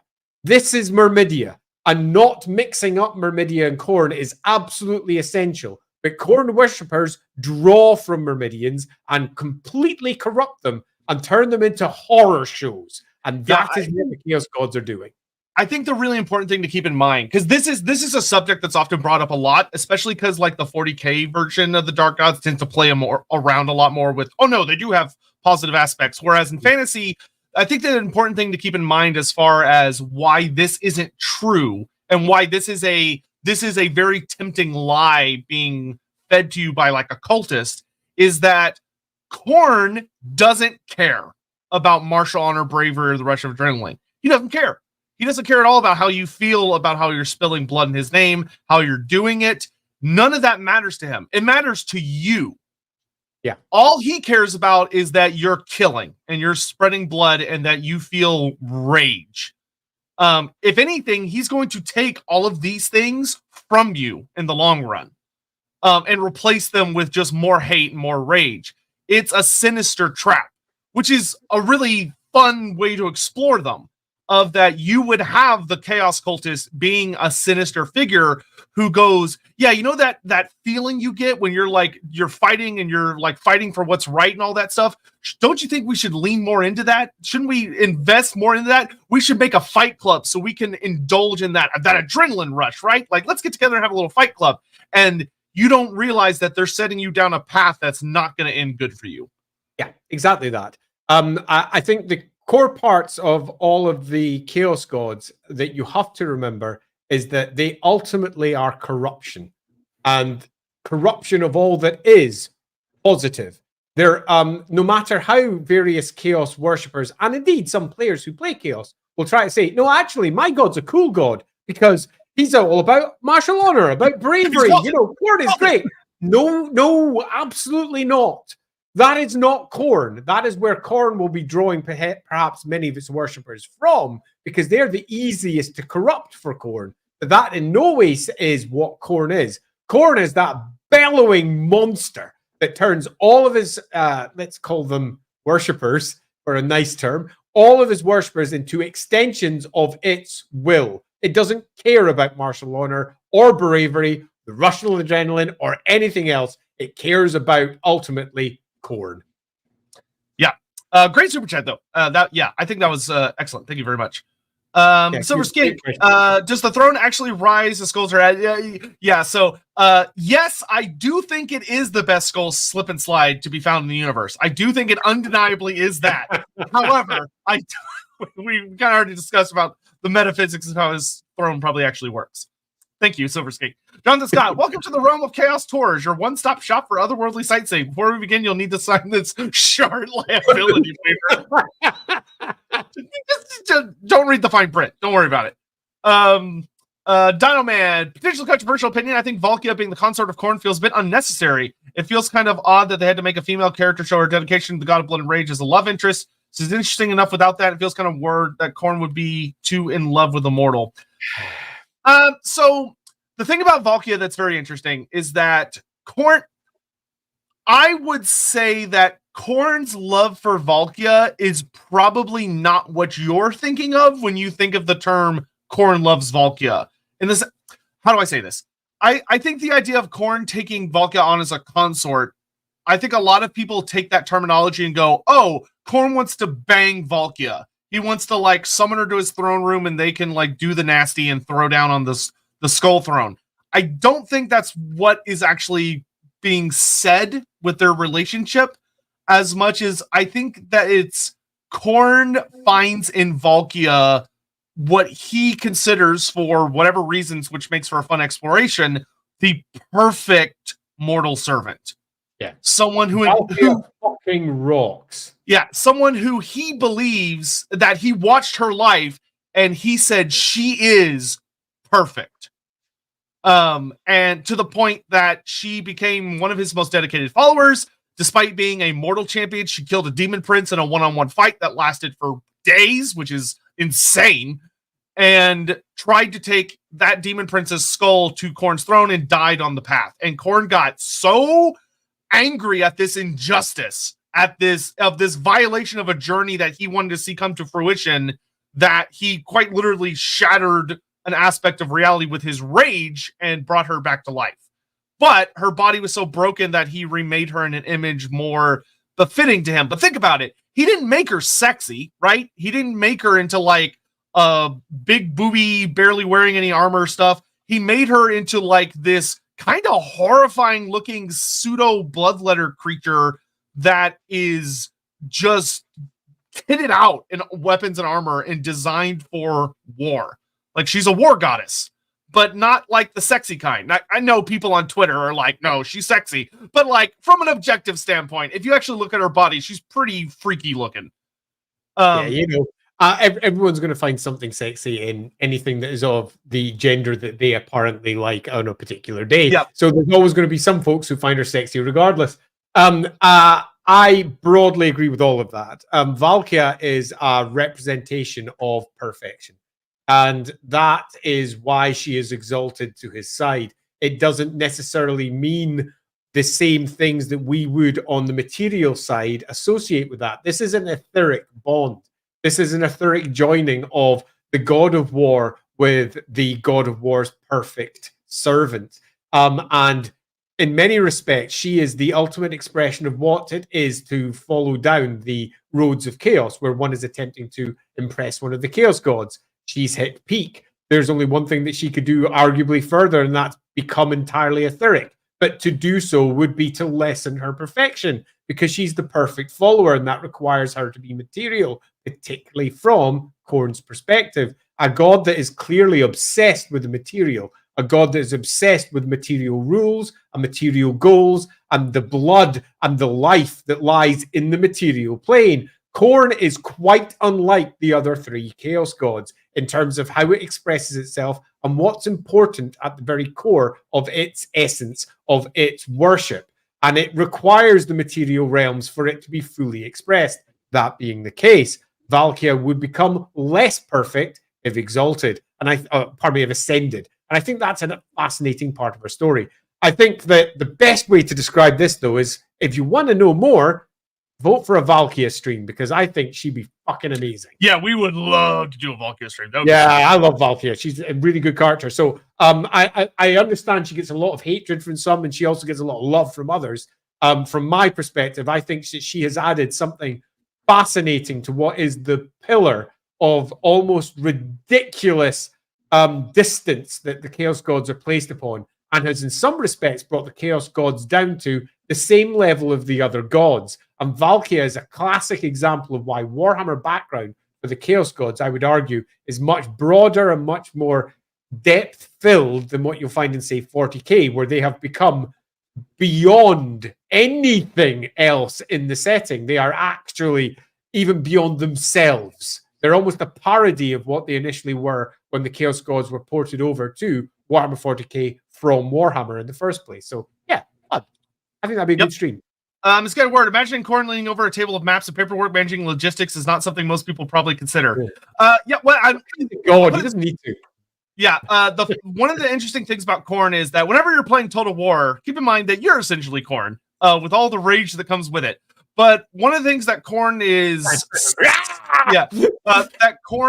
has done multiple times throughout the lore is that watching battles take place in the mortal plane, something will happen. Oftentimes it will be a wizard goofing with some shit that will make Khorne so angry that he reaches down and he picks up a skull and he hurls it through the ether at that battlefield. And so this meteor skull will come flying out from like a storm of magic or whatever and impact the battlefield and just blow up and kill a bunch of people. Of that, he's watching always. Like he doesn't need, like Andy said, he doesn't need those tables and logistics because his perception is everywhere. In a lot where there is blood, Khorne is watching. Yeah, I think that's a perfect way to imagine it. Imagine if you, because one of the things that we do when we try to imagine what these gods or entities would be like is to contextualize it within a real world context. But it's not. It's a god in the aether. In truth be spoken, it's not even sitting on that throne, really. That's just one part of the greater whole. The entire realm of Khorne is Khorne. All the greater demons are Khorne. All the lesser demons are Khorne. It's a really big, complicated affair. But that entity that sits at the very heart of it, Khorne itself, it is the maps and the paperwork and the logistics. It is all of those battlefields going on out there that it's watching. It's all going on within it. It doesn't sit there looking over charts going, because it doesn't need to. It can see it literally real time at all times. I think Sotek makes a perfect example of, in some respects, Khorne is like you playing the game of Total War, sitting there looking out from the outside and going, fuck you for taking over. How dare you invade there? Fucking hell. I had an alliance with you, god damn it. Yeah, you've just found that inner Khorne. But you're at any point, because time doesn't move in the game.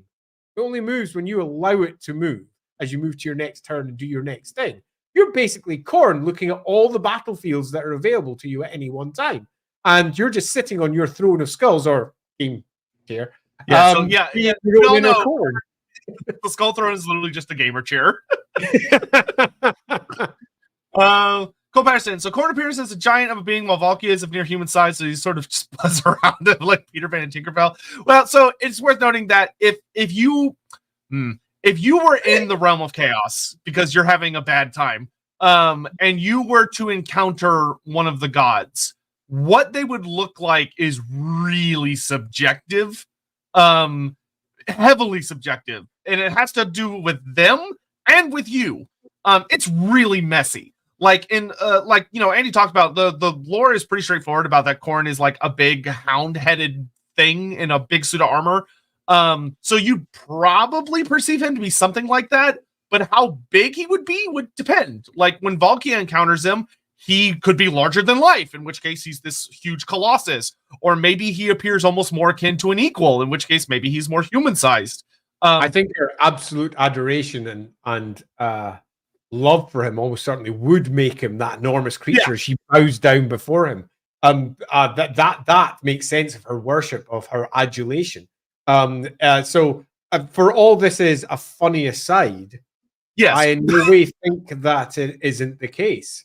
Because we're not sitting here, as was described by Sotek already, describing someone who's getting banged up against the skull throne every other weekend. That's not what's happening here. She would not diminish herself in such a thing. There's battlefields to be off a battling with. There are greater things to do. Everyone doesn't need to be so focused on sex. Relationships are complicated. Yeah, especially when you're I just want to bring up one comment because it actually made me laugh because I think it's accurate. Because just imagine how angry you get if you couldn't rage quit.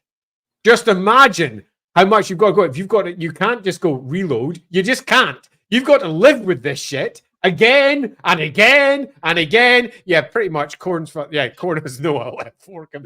Yeah, Khorne. Imagine playing the most rage-inducing game possible, and that's just your existence for eternity. Yep. There's no way out. You can't even die. You just have to sit there and do it. Fire Snake. Khorne is not very creative when it comes to names. That does not seem to be one of his strong suits. That is very true. It's fair to say none of the Chaos Gods really are, let's be honest.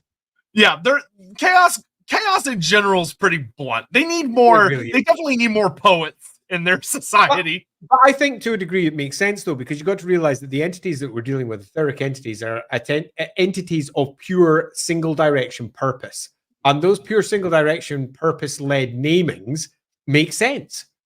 They will be looking to basically express themselves in the only way they care. And that's always going to be blood, blood, blood, fighty war, carve, maim, carnage, blood, blood, carnage, more, carnage, maim. And that's pretty much it. Probably without the song, because the song can be left to Slaanesh and Slaanesh's crazy artistic ways. So I don't think that this in any way reflects poorly on the setting. In some respects, it reinforces it.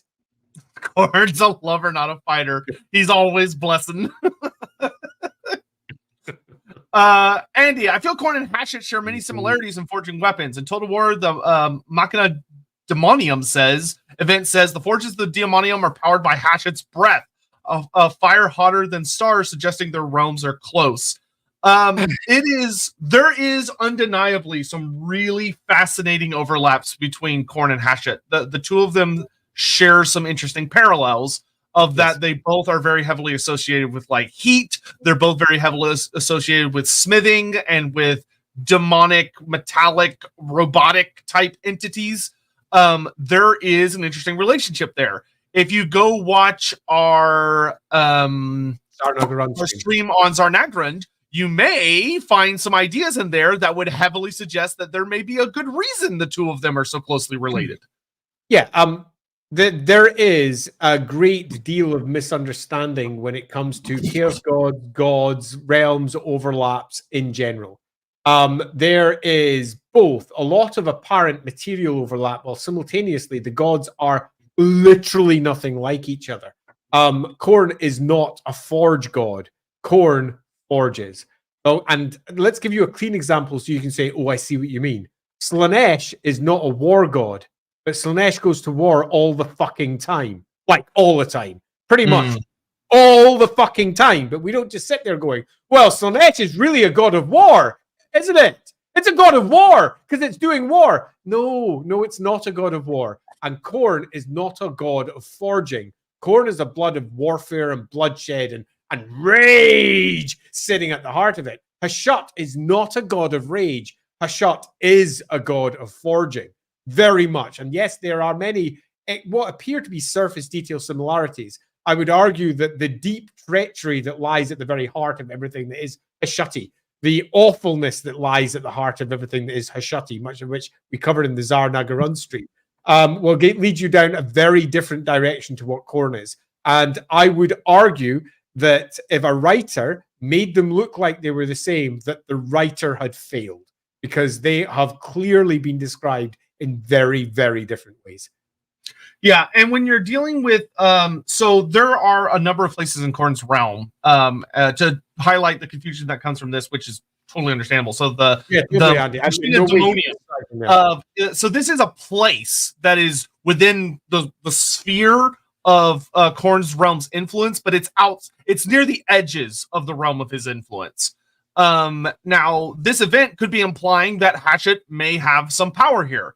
Maybe this is a ground where Hachette and Khorne have made some sort of mutual alliance, or there's some sort of thing going on between the two of them there. There are stories that could be explored there, but it shouldn't be confused in the sense that the two are like particularly close, or that like there's more of a relation than maybe would just be on the surface, that this could just be a place where there is some kind of alliance between the two, or a mutual interest, or something that was stolen from Hachette or taken from Hachette in battle. There's a lot of different ways you can look at it. Unfortunately, we don't have a lot of information on it. Like, just looking at the map of Khorne's realm, there are 1, 2, 3, 4, 5, 6 forges that are all outside on the fringes of his realm and are a massive. And the Machina Demonium is only one of them, being like literally a giant mechanical complex floating on like a weird little island in the sky. And what is it? It's the thing. One of the things that is good and bad about Warhammer that we've talked a lot about on Lorebeards, especially earlier episodes, is that Games Workshop has always lived with a door open policy, of the sense that whenever they write lore, they'll kind of just throw a lot of shit at the wall. And that is, to be frank, kind of random. And if it generates enough interest, or they think there's a story that could be explored there, they'll then turn their attention to it and explore it. In this case, like the Machina Demonium doesn't have any mentions about having anything to do with Hachette in its original inception on the map, but someone in Total War sat there and went, you know what? It's a really big, cool forge thing. It's right on the edge of Khorne's realm. What if we were to say something like Hachette has some kind of involvement with it that can imply an interesting story there? And so they did it. And now we have that. And now we go, oh, I wonder what that's about. That's just kind of how it goes. I think a really nice parallel here as well, if you're looking at the overall lore, is the strong connections between the Hornwrath and Nurgle. And some writers have basically said, Hornrat is just Nurgle. And other writers have gone, what the fuck? That makes literally no sense. Read what the Hornrat is with all of the treachery involved there, and read what Nurgle is. And they're very, very different deities. Just because we have got some aspects of, let's say, disease being shared by parts of them in no way means that they're the same thing. Now, some writers have come along and gone, I'm going to make them the same because I think they should be. And then you get Age of Sigmar, which goes, no, actually, now there's just 5 Chaos Gods. So, screw you guys. They never were the same, and never will they be again. And you got to remember that for all someone like myself loves to gently rubbish Age of Sigmar every once in a while purely because it's not my Warhammer, which is fine. Everyone's got their own preferences. That doesn't in any way impact how Games Workshop handles it, where the second they declare that's 5 Chaos Powers, that means it always has been.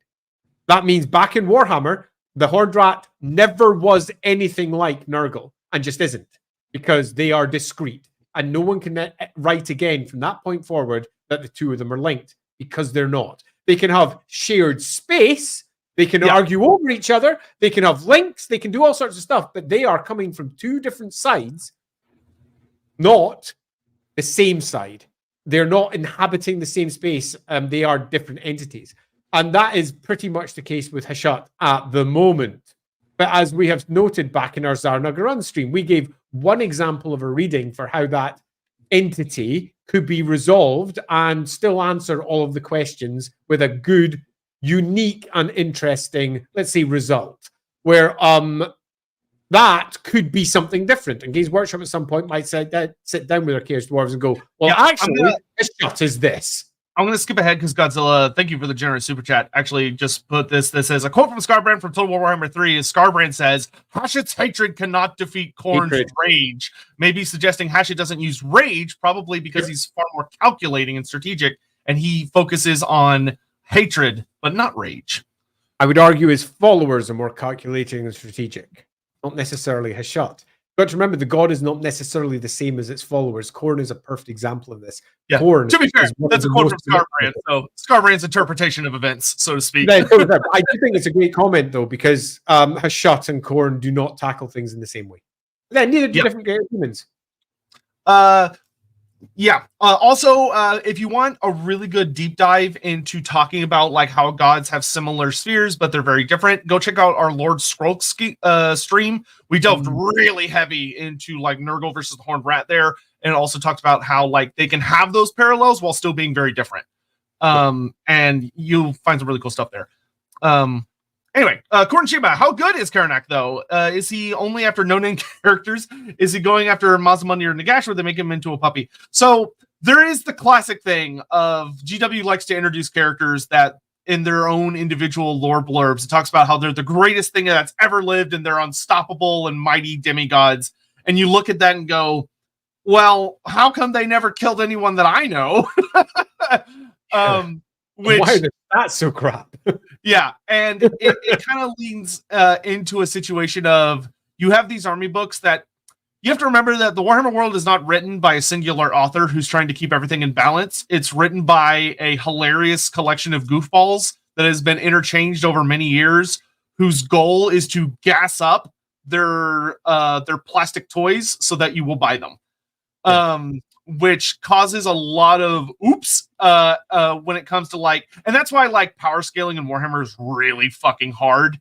And just kind of an effort and futility it's fun, but it's ultimately pointless because the lore isn't designed for that. And this is a really good example of that, of like, if you read Karanak's lore, you'd look at it and go, okay, so Khorne can like kill anybody.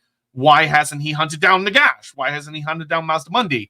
And the obvious answer to that is because the plot says he can't. Otherwise, those characters would need to beat him, in which case he's not as good as this says he is, or we'd have these important characters being dead. And that happens a lot, So there is a way you can justify this if you're ever writing it, and that is basically Khorne has killed all the ones that haven't survived, so they would be no-name characters because they're fucking dead. So Khorne is 100% successful because he has been, and the reason that you don't know the other ones is because he's killed them.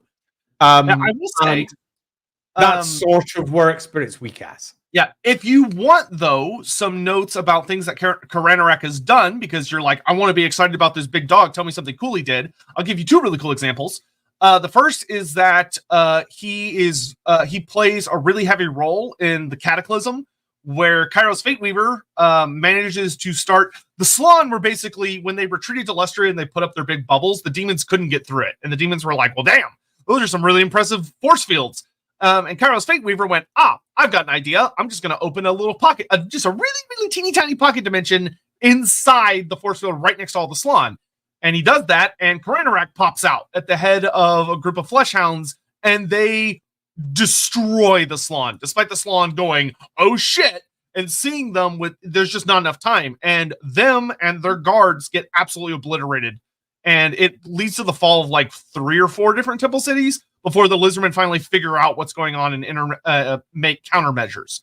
And the other very hilarious story, I love this story because it's super funny. And if you're ever playing a Wolfric campaign, you have a gold wizard, you can actually have fun playing with this, is that there was a really bad incident where a fucking dumbass, I cannot express how stupid this fucker was.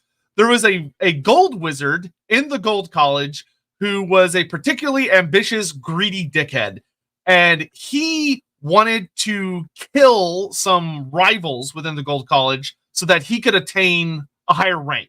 And so he performs a demonic summoning ritual, and he summons Khorne into the gold college. And of course, this being like, Khorne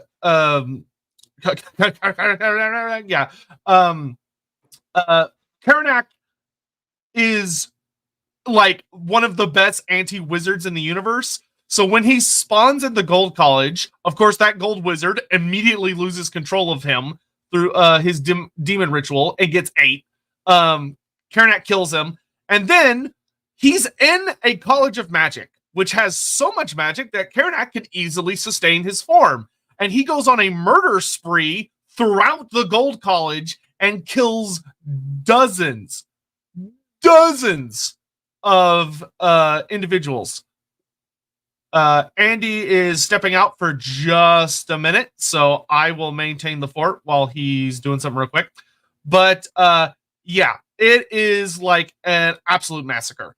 And hilarious, to put it very bluntly, that one guy's ambition almost got his entire college killed. You can actually joke, very accurately, I might add, that from the standpoint of Total War Warhammer, the reason we got the gold wizards so late in Total War Warhammer, they were the last of the wizards to join us, was because they were still recovering from Karnak absolutely devouring and murdering all of them.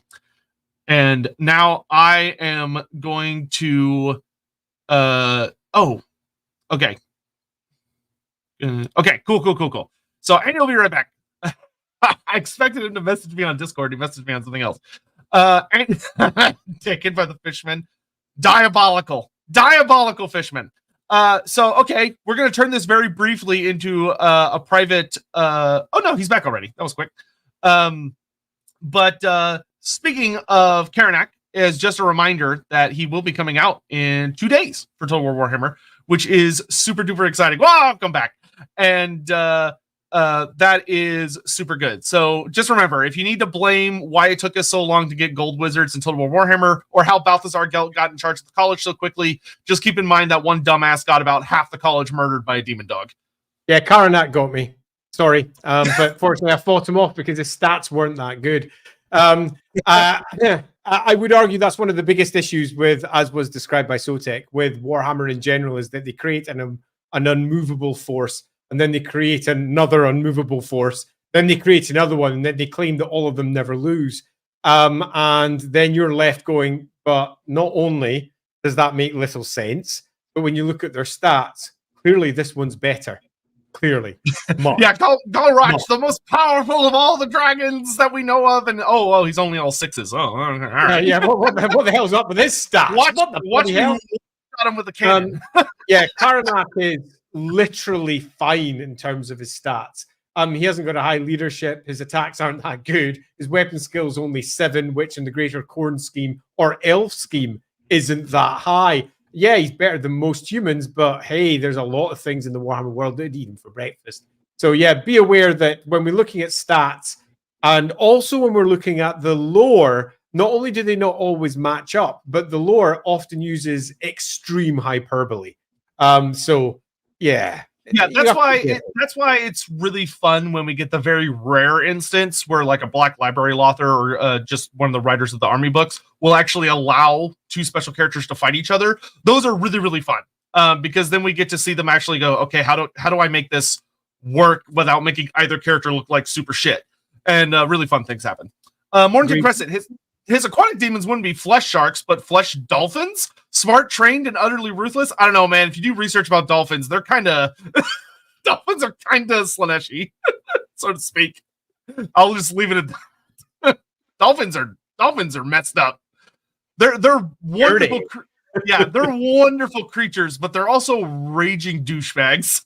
Donovan, Khorne would appreciate Shakespeare's Mark Antony. Cry havoc and let slip the dogs of war. I would say it is very likely that whoever created Khorne had that in part of their brain. That would not surprise me at all if they were like, oh yeah, that's why we use dogs, because of that quote. Evans, does Khorne have a particular favorite version of warfare, and what would his opinion be on greenskins, considering their society is centered around warfare and combat in a certain sense? See, I love this because this speaks to one of the things that a lot of people don't quite grasp with Khorne. The greenskins are antithetical to Khorne in so many ways, and greenskins don't fall to Khorne for a variety of different reasons. And a lot of that is not only not explained, it is left with such an open door that anyone that looks at it goes, but wait a minute, surely greenskins are just Khorne worshippers in the making. And the answer is no, they're not. And why? And it goes back to what we discussed earlier, the difference between a wolf and a dog. Khorne's servants are dogs. Orcs are wolves. And orcs and greenskins in general are wild. They are quite beyond Khorne's province. Dogs, the tamed creatures, those which can be brought under leash, that is Khorne's province. And that is where Khorne lies. The greenskins and Khorne are, again, one of those unmovable things hitting that hard rock. Smash! They are not the same. They are not alike. And in terms of the etheric entity that is Gork and Mork, or Gorka Morka, if you want to go all Age of Sigmar on it. Thanks 40k for that one. If you're drawing on that particular aspect, they are very different entities. So in this case, does Khorne have a particular favorite version of warfare? Yes, where Khorne wins and the blood flows and Khorne's worshippers do what Khorne worshippers say and they win, because who wants to play Warhammer Total War and lose? You'd rage quit. And what would their opinion be of greenskins? The greenskins are beyond its control. Yeah, there's actually kind of an interesting thing also of that when you really get down to the brass tacks. That one was unintentional. That's Andy's fault. He put it in my brain earlier. That when you really look at how they wage violence and why they wage violence, the greenskins and Khorne are very different spheres. Of that, for greenskins, they kind of have this rather horrifying yet amusing thing of that violence is fun. That violence speaks to them on a very primal, almost elemental level, and that they're this force of nature that sweeps out and fights for the thrill and for the enjoyment of it. Almost like kind of that adrenaline rush comment we talked about earlier. Whereas for Khorne, it's about the shedding of blood, and that is it. It's not about how good the fight is. It's not about serious business. Yeah, it's a serious matter. There's no fun. Khorne is the edgelord of it all, and do you not realize you can't take it's just no. You got to do it right.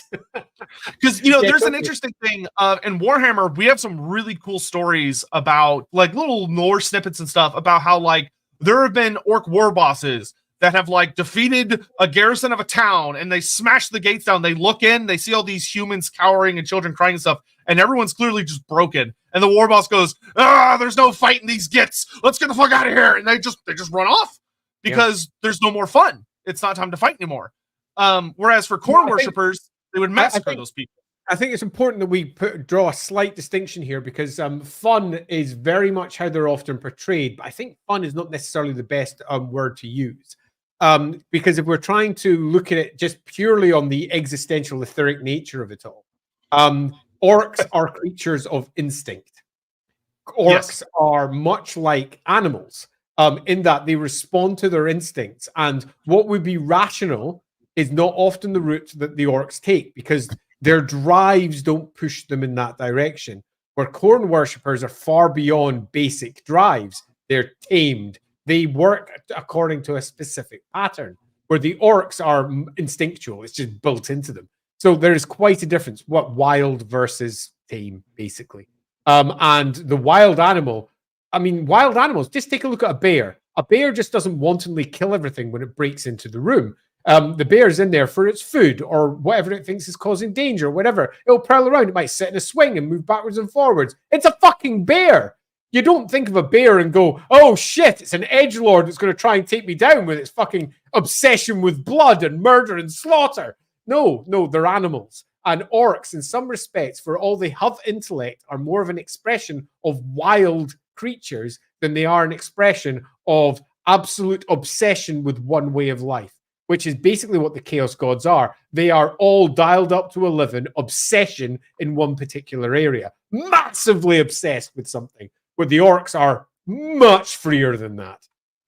Yeah. That being said, there is something to be said of that. There are many Khorne worshippers, not Khorne himself necessarily, but worshippers who do deeply enjoy greenskins and will angle their warhordes to go attack greenskin laws because they know the greenskins are just going to fight them. And they're like, all right, let's go have a punch up.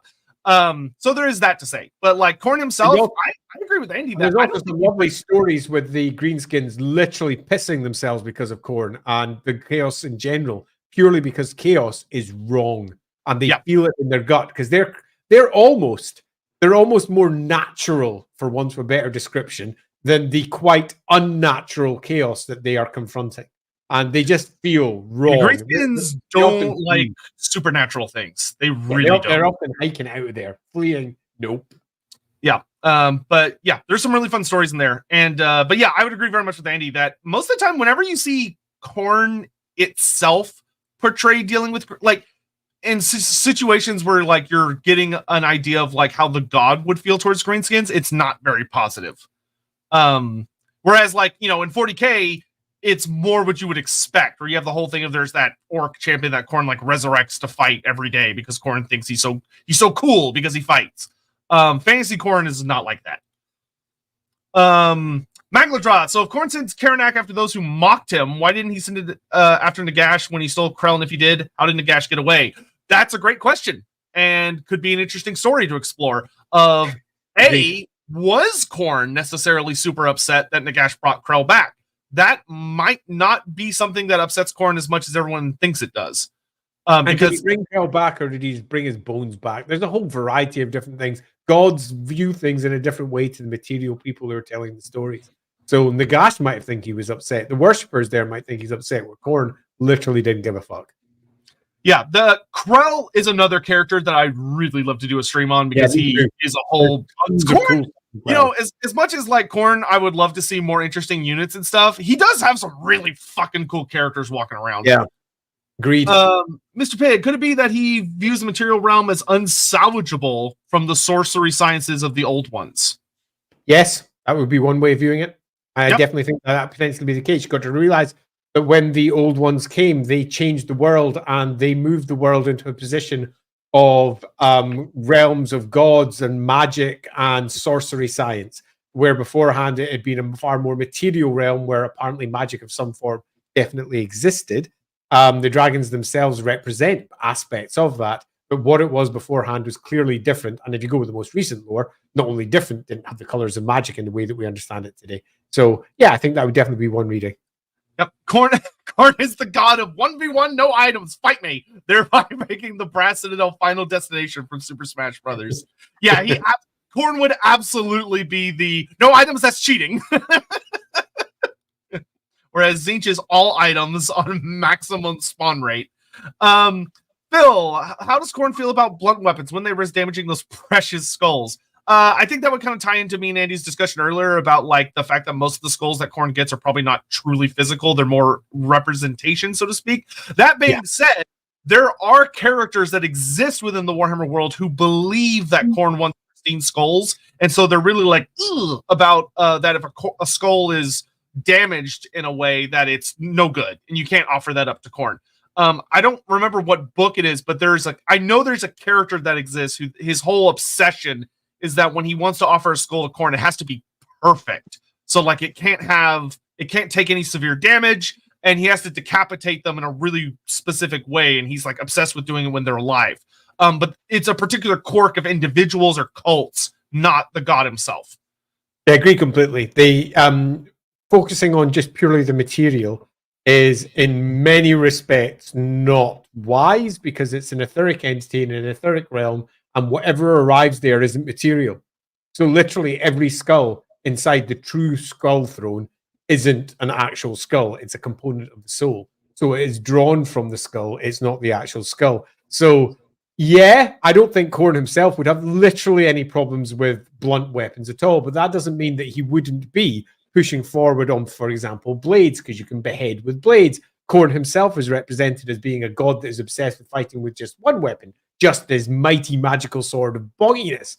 And a part of that is because Khorne himself is represented as a deity that is obsessed with head taking.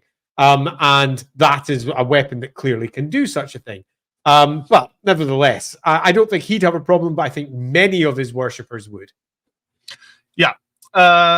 Hey man, why doesn't the Odsark Bone Reapers invade Khorne's realm? There's loads of bone everywhere. You joke, but they literally are doing that. If you read AOS, the Bone Reapers attack Khornate sites and like rituals and stuff all the time, and they steal all the skulls from the offerings, which makes the Khornates fucking furious. And it's one of my favorite parts of Bone Reaper lore because it's fucking funny. Because they'll try not to, so often they'll just avoid the Khorne worshippers. They'll just go around them to like sacred altars and stuff, take all the skulls and peace out, which is super fucking funny. And it makes the Khorne worshippers really butthurt, which is great. Sean Steele, could Sorby made that Khorne quenches all of his arms of war in the blood of those who have been slain in his name using any magic represented in the blood? Yeah, 100%. I would say that would be very likely. That for me sounds very likely. The blood aspect of Khorne is often forgotten when they do their descriptions beyond lakes of boiling blood and blood is splashed on everything, forgetting that blood is a liquid that has multiple potential uses. And the number of forges that are around Khorne's divine realm are significant. So I think the answer to that is definitely, certainly yes. Yeah, plus quenching in blood is such a ridiculous fantasy trope that has existed for time immemorial. I mean, that's proper dialing up to 11 rock, isn't it? So yeah that's Khorne for you. Yep. 10,000 ants. That's unsettling. Are Biggins equal to Chaos Warriors and Black Orcs equal to Chosen power level? That's a really broad brush to throw out there. I would say generally no. Chaos Warriors is more equivalent to like Black Orcs, and Chosen are just kind of up there. Chaos Warriors suck. They're hard. Yeah, they're proper hard. That being said, that's the number of times that I'd be facing off against a Chaos army, and there'd be like 20 models on the other side, and I look at my army, and I've got 140. And I'd be like, crap. And I'm playing greenskins. Yeah, and the Chaos army's just sitting there going, yep. And you know what's going to happen if I get into combat with you. You're freaking dead. Indeed, the very first ever tournament winner for Warhammer was playing Khorne army. I helped him make it here. And his Khorne army was Chaos Lord, 5 Knights, 10 Chaos Warriors, and that was about it.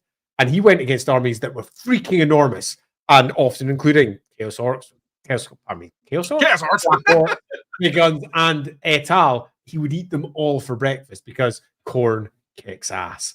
And Chaos Warriors. It's worth noting that when you're dealing with like raw physical strength and raw physical tenacity, like Black Orcs are like, and Chosen are like, I'd say they're pretty 1-for-1. But when you deal with like quality of armor, quality of weapons, skill at arms, Chosen are like just a whole other thing. Yeah, and people often don't like this. They don't like individual factions having groups that are better than others because they are always pitching the factions against each other and they have their favorites. For example, elves in the background are better than almost everything. They're not as strong, but they are far faster, greater weapon skill, and far more intelligent. The same way, Chaos Warriors are better at combat than almost anything when it comes to simple mortal-on-mortal combat. They just are. And sometimes in the Warhammer game, that is very accurately represented, in that if you play Warhammer with a Chaos Army, you have very few models. If you play with Skaven, you have fucking tons of them. They're literally pouring out of your boxes. That's the thing, is that, like, yeah, sure, like, Chosen are going to be better than a Black Orc, but you also get, like, 4 Black Orcs for every 1 Chosen, which evens things out a bit. So, you know, there's that. But if you do end up with a one-on-one army, you're going to find that Chaos Horde, if it comes down with, say, 40,000, and it's against, say, 40,000 Kislev army, they're going to eat it for breakfast. Chaos, like, if you get into a fight with the Warriors of Chaos, a melee fight, you're probably going to lose if you're going one-on-one. It's not going to be a good time. Charles, is the whole prayers thing Khorne has an AOS backward compatible into Warhammer Fantasy? You previously said prayer magic was basically human only. Is it backwards compatible? Sure. Yes. There are priests of Khorne in the setting that have existed for a super duper long time. They're mentioned. I actually had to look them up because the wiki was super not helpful. But they do actually have wiki. Yeah. Oh, there's nothing right reading an article in wiki that's about something you've written and go, no, you've got it all wrong. Yeah. Normally I can, like, at least get, like, a source from them, so I can go look it up myself and be like, okay, I get it. But, like, in this case, I couldn't even find what I was wanting to find. I had to dig it up. But in a couple of books that date way back, like, we're talking like 5th, 6th edition era, there are mentions of individuals like blood fathers and blood priests, and what they are is they're literally just shamans of Khorne. So they belong to the cultures like the Hung, the Kurgan, or the Norse, who worship Khorne, and they are people that have etheric powers, and instead of casting spells, they work more like priests and demon summoners. And that's their specialties. So in Total War, could they exist as being like priests? Yeah, sure. I don't see why not. Now, is Games Workshop going to agree with that? I have no idea. GW is on a whole thing right now where they're trying to separate AOS and fantasy, and it's really stupid and doesn't make any sense, but it's not going to stop them from doing it. And I don't know if they're going to look at, like, Total War and go, no, you can't have Priests of Khorne because that's an AOS thing. They might do that. They might not. It's impossible to predict because it's just up to some corporate asshole but that's having a fight with an internal studio. You know, what you'd be really looking for, if you're looking for something that reinforces the setting as it currently stands without necessarily drawing upon Age of Sigmar too heavily, you're basically looking for the equivalent of some sort of blood priesty thing. And I'm deeply against calling it, say, a blood father, because that's just gender nonsense. Given that, you know, Valkia started as a blood father. That just sounds weird. It just sounds weird. And there's no need to do that when you're literally making up terms, because that's what you're doing. I've been the person making up the terms, and you're just making shit up. So you can call it anything you want. No need to use a gender term unless it's something that specifically works for that. And you would be looking to just basically create something that, say, for example, your unit kills 5. Every 5 it kills, it gets a blood letter. Bum, bum, bum, because this character's in there. And you get yourself aspects of, say, summoning units or bringing extra things to the battlefield without necessarily having to use magic. A blood speaker. Sure. Great. Yeah, cool. Something like that, for example. Blood speaker. To pull on what Mornington President just dropped into the comments. But yeah, something that speaks to what is ultimately them being, you know, slaughter priests. People who are responsible for making sure the blood flows, or in other ways, making sure Khorne isn't pissed off with you. What do you have to do to make Khorne happy? And I'm the person who knows, because I'm the one that's willing to perfect everything that Khorne's interested in. Yeah, I will say that based on what we've gotten in Total War, if they just like did what they've done with like warrior priests and just made it like a Khorne unit where they have prayers, I'd be like, great. Or they could even make it like a runesmith where they've got like, because the runesmiths, they have like it's not a lore of magic, but it kind of uses like the same general functionality with cooldowns and stuff. They could do that. That works fine too. That, you know, it just depends on what Games Workshop is going to allow them to do, which is the big question mark in the sky. Dynaman. So it's less that Valkia is in love with Khorne per se, and more that Khorne adores her because she purely epitomizes everything that he represents. That makes it much better. I think it's just the nature of the language that made it seem like they went with girl equals in love.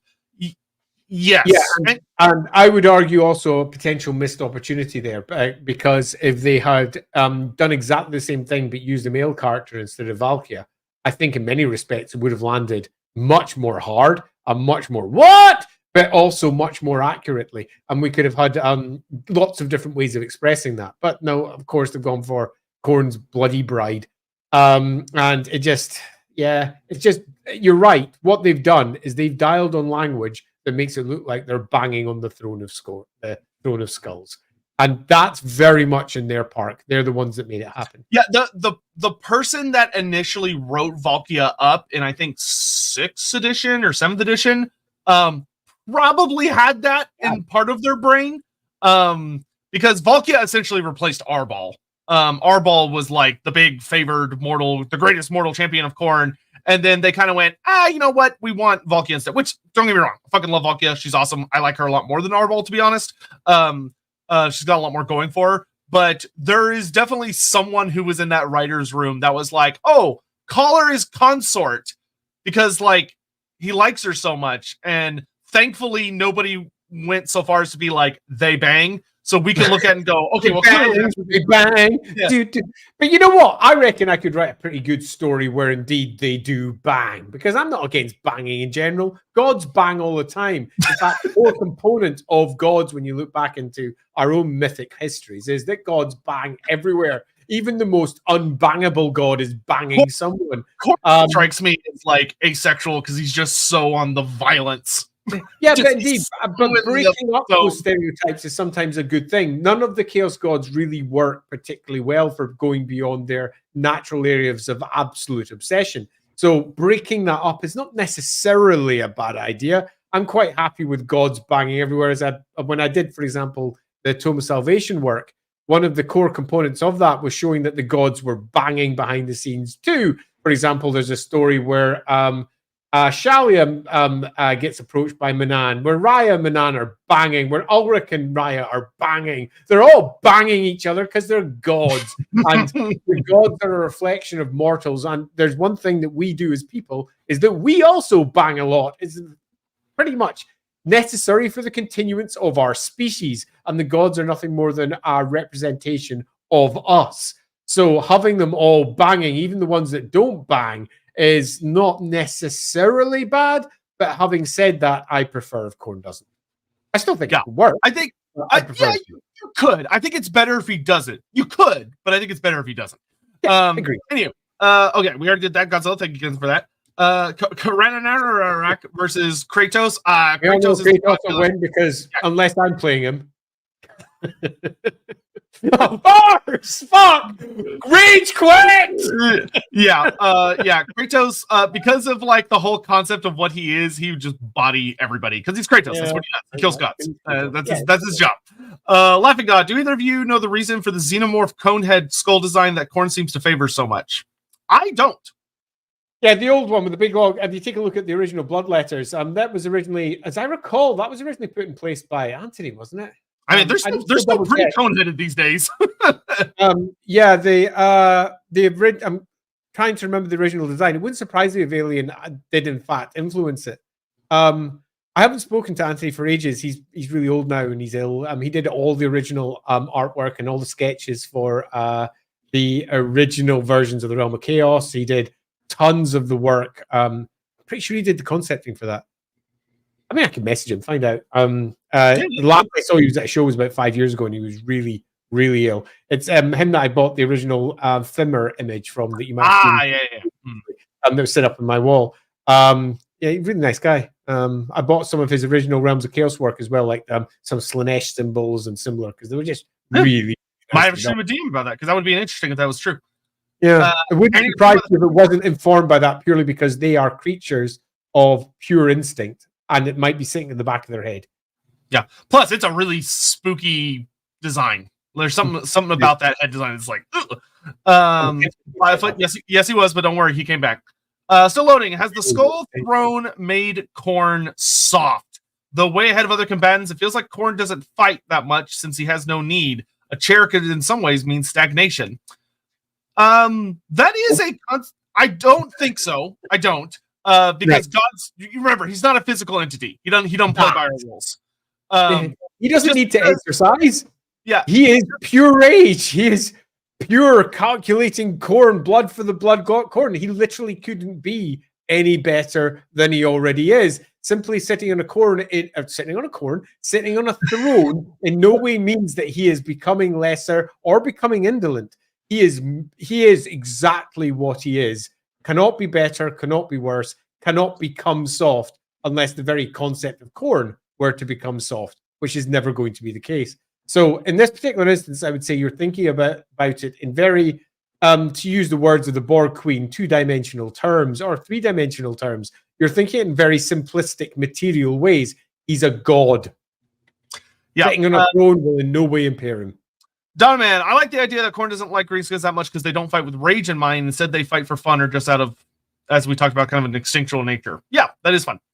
Yep. Does Khorne have any tactical-minded leaders, or are they all just rage monsters? No, he has some tactical geniuses in his roster. They are unfortunately relatively rare compared to the opposite, but they are out there. The issue with Khorne is that if you play with the rules as they are and you run with them, if you get the mark of Khorne, you become subject to frenzy, which means you become subject to, on the battlefield, becoming an idiot and not a general. And Khorne in particular favors those who come in direct man-on-man conflict. Khorne is very much a deity that favors those that fight directly, not sit at the back being tactically minded. Now, that doesn't mean that someone can't become the best close combat warrior that there is and also have a mind that is tactical, but the tactical aspects of it are generally secondary to their physical capability. There is a really good book by Josh Reynolds, which is The Road to Skulls, which is a Gotrek and Felix book. But it features a Khorne warlord as the big bad. And he's a really good example of a Khornate who is very smart. Now, when he gets down to it, he fights like you would kind of expect him to. But there are a lot of moments throughout the book where, especially when he's dealing with his various lieutenants, where some of them outright accuse him of not emulating Khorne like he should, because he's not just a wanton berserker. He's a lot more calculating and careful with how he does things. And he has to defend himself from a religious standpoint. And he has some really, really interesting dialogue about how he justifies what he does, because he walks a really careful line, but he knows that he walks a really careful line. And for him, it's more about reaching a greater goal of violence through victory, as opposed to just any violence when you lose. And he's got, it's a really good book. I highly recommend it. Yep. Worth looking into that one. Yeah. And the nice thing is it's not part of the strict timeline of Gotrek and Felix. So there's no books you really have to read before it. You can kind of just jump into Road of Skulls and it's fine. Cause it's kind of one of the side stories that nobody really knows when it takes place. So it's a really good book. Phil, so would you say that because of his focus on working through the material world and domestication, Khorne is actually more of a god of predictability and patterns? Are his followers prone to obsessions and hyper-focusing? If so, I find this just really interesting. Yeah. Yeah. I mean, I think you've got a really good argument there. Yeah. All of the Chaos Gods are very much about that. And I am... there is... if you look at the wider lore, there is questions being posed by that with very clean answers. The very fact that the Chaos Gods are pure obsession on a particular front speaks to where they originally came from as well. But I think that's possibly for another stream. This one here, we've got quite clearly Khorne, and Khorne is fixated on blood for the blood god, skulls for the throne of Khorne, battle, war. 100%. Yeah, that's the technical term. Battle, war. Yeah, so oh gosh, what yes, okay. Let's see. Vampire souls are bound to their bodies, but a vampire skull and the throne have interesting properties. Yes, it would. Big time. Yeah, definitely. I find this one interesting because it's one that's not really been picked up and run by anyone, because no one's really sat down and thought about the metaphysics that are going on here.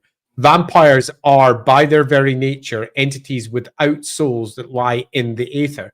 They are bound entirely within the material realm, and how the material realm has more than one plane of existence in it that is perhaps not very well known. It's not just simply what you can see in here, because you also have let's say, where ghosts sit.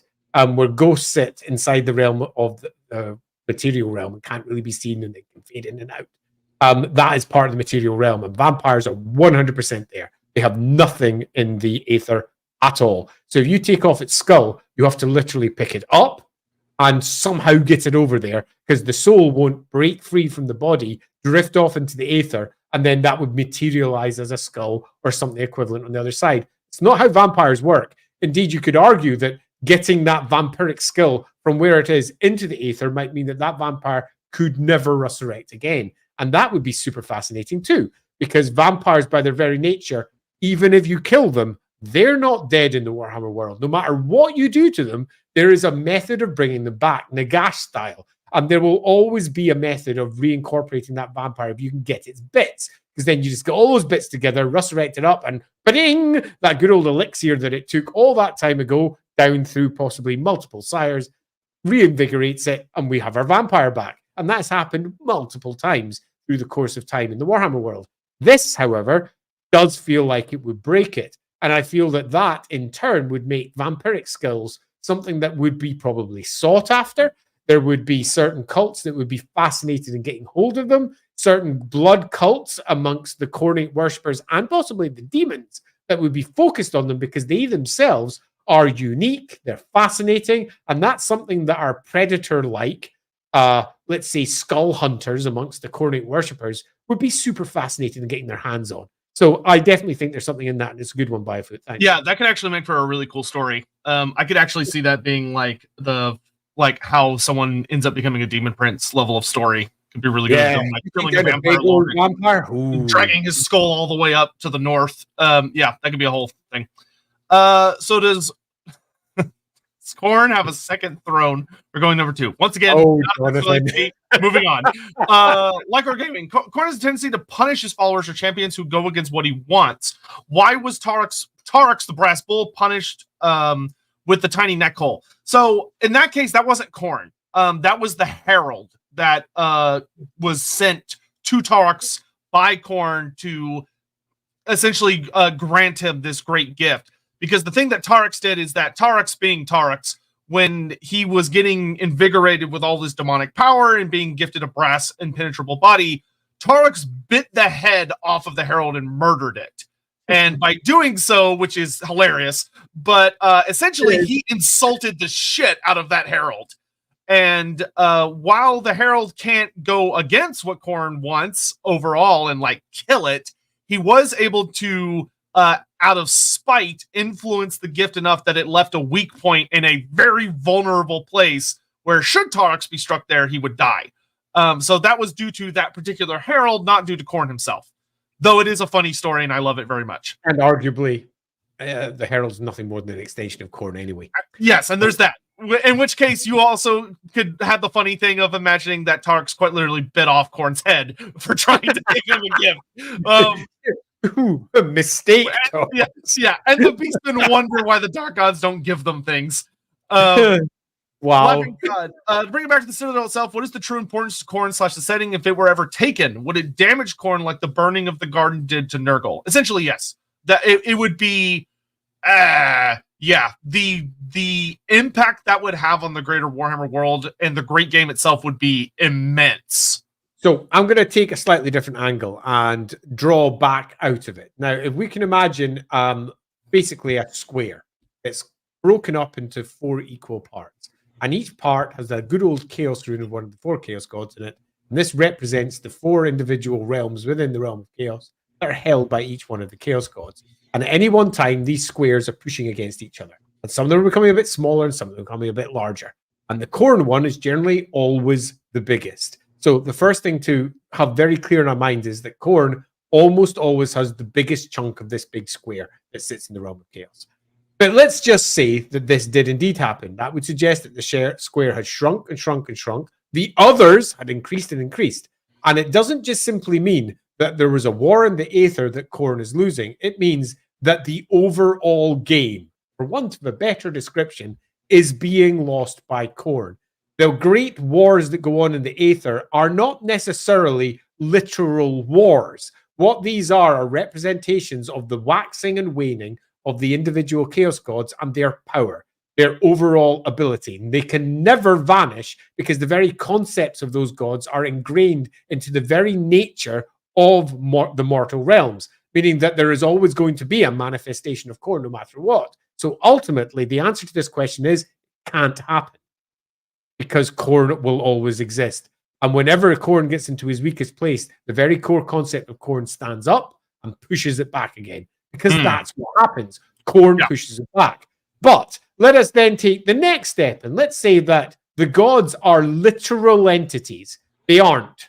So you shouldn't view them like this. Khorne is the realm of Khorne, not just that figure that sits on the throne. Khorne is the realm of Khorne. Khorne is that entire aspect of the Aether. All his greater demons are basically just him. It's all him. But let's say they are literal entities. Khorne is banging Valkyria beside his throne. He's sitting there running his big, huge, massive strategies from this throne. The realm is just the extent of his power, and others have pushed in and have pushed him back and managed to take his citadel and kick him out. What does it mean? Fuck all. It means he's angry because the Khorne entity is all that matters. So you've basically got two sides of this coin. One, the whole thing is Khorne, and if the whole thing is Khorne, it can never happen. It is one of those things that could only occur if Khorne himself were to be wiped out as an entity. Never happening. Or alternatively, the Khorne entity itself is a real thing, and if that's the thing, it literally doesn't matter where he is, because if he's outside his citadel, inside his citadel, or whatever, it's nothing more than the waxing and waning of his individual powers. So the stories around it would be spun. Oh, Khorne was weak. It all went wrong. He was brought to his knees. He was kicked out of his citadel. Everything was terrible. But eventually, of course, the sky rained with blood, and Khorne struck down into his own citadel and reclaimed it again. Loosely, the question here is very material, and it's not a material situation. The question here is, what happens when he loses this part of the Aether? And if he loses that part of the Aether, which is the core component of him, then you're saying, what happens when Khorne no longer exists? And that is the question that underlies that part. In the same way that burning of the Garden of Nurgle, that speaks to Nurgle losing badly. The very concept of Nurgle losing badly. And that is something that very much could occur because Khorne is so massively ascendant, and I would argue so is Tzeentch. Although Tzeentch is very much more circumspect about it. Yeah, there have been times throughout the histories where it's like each of the dark gods has had their asses respectively handed to them because of events going on where like Khorne's realm has shrunk, and there are like a good example is like there's the entrance to Khorne's realm is a great fortification called the Bastion Stair. And it's this giant fucking fortification that looks like a set of like a stairway, but each step is like the size of a fucking city. Because it's the steps for a god, not mere mortals. And it is a place where a lot of mortals have journeyed to, and they attempt to fight their way through it to earn Khorne's favor. And it's like full of demons, all sorts of horrible things and stuff. But there are times that Bastion Stair has fallen. And it has been taken by other powers in the Great Game and defaced and messed with and stuff. And then the Khorne's legions, as his power swells again, they come and push everybody back out. And so things like that happen where you have various aspects of the realms of those gods being kind of sieged or torn apart, but the core bit is nigh on impenetrable outside of like literally an apocalyptic scenario. Of like, sure, Nurgle's garden may burn, but never his manse, never his little mansion at the center. I mean, a looser way to describe it, I suppose, and this is going to be kind of loose, would be that in times of great peace, when the world has settled, that is when Khorne is at his weakest, and the blood is not flowing, and the stair falls, and Slaanesh rises. Yeah, the other three are like, woohoo! The other three are moving at pace, and then as all of this peace trips to war, Khorne becomes resurgent again. But this is, again, a very material way to view the immaterial realm. The immaterial realm is a reflection of the material realm, but it also lies beyond its constraints and its rules. So this is almost theory hammer rather than necessarily being nice, clean answers. Because for things like this, we don't actually have clean answers. But we can say that Khorne as an entity, by the way that it's been created and written, is effectively card-coded into the Warhammer world and the setting. You can never get rid of Khorne, which means that you can never get rid of its central bastion, because the central bastion that is Khorne, effectively, can never be taken. Or you take the flip route and you say that Khorne isn't hard-baked in and is a literal entity that walks around, literally sitting on that throne, literally thinking about stuff, literally banging Valkia. And if that's the case, well, you've got to kill Khorne, and the actual realms that it loses are nothing more than power plays. You know, hey, he's controlling less at the moment. He's Khorne. He'll come back. And I will be the first to say to anyone that's like, I'm confused, that it is confusing, especially because different writers will give you different answers. Of that, you could point to literal examples of the gods being treated like they're physical beings, almost. Of, you know, like, even if you take Khorne, no, granted, I don't think this is a great example because it makes almost more sense in an etheric sense, but like the betrayal of Scarbrand, where Scarbrand waits until Khorne's back is turned and then attacks him with all of his wrath and like barely leaves not even a scratch, like a tiny scratch on Khorne's armor, and Khorne's like, "Oh, you bitch," and throws him physically out of the realm of chaos, and that's where his wings get shattered and his face is all messed up and stuff. That heavily implies that, okay, Khorne is a physical entity because he got attacked when he turned around, and he also like picked Scarbrand up, took him to the top of the Citadel, and chucked his ass and made him into a meteor. So it is confusing. So yeah. I'd say less confusing as multifaceted. That's fair. And because it's multifaceted, it's very easy to look at only a single facet and think that is the truth. And when you do that, it means that the other ones, when you look at them, you go, well, what the fuck does that mean then? That doesn't make sense. It's a multifaceted situation. Yeah. Donna Man. The wiki. If you want Rage, read the Everqueen page where it contradicts itself in 2 paragraphs saying she's chosen by the Phoenix King and it's a hereditary title. Yep. Do not get me fucking started.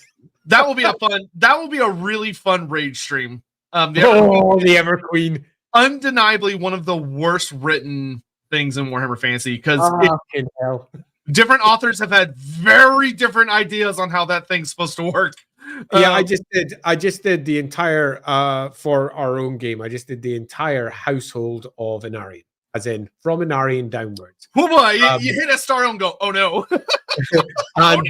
and it's fucking messy in the lore, because the lore doesn't just contradict itself. It abjectly states things that cannot all be true. And some of it is so hideously sexist and weird.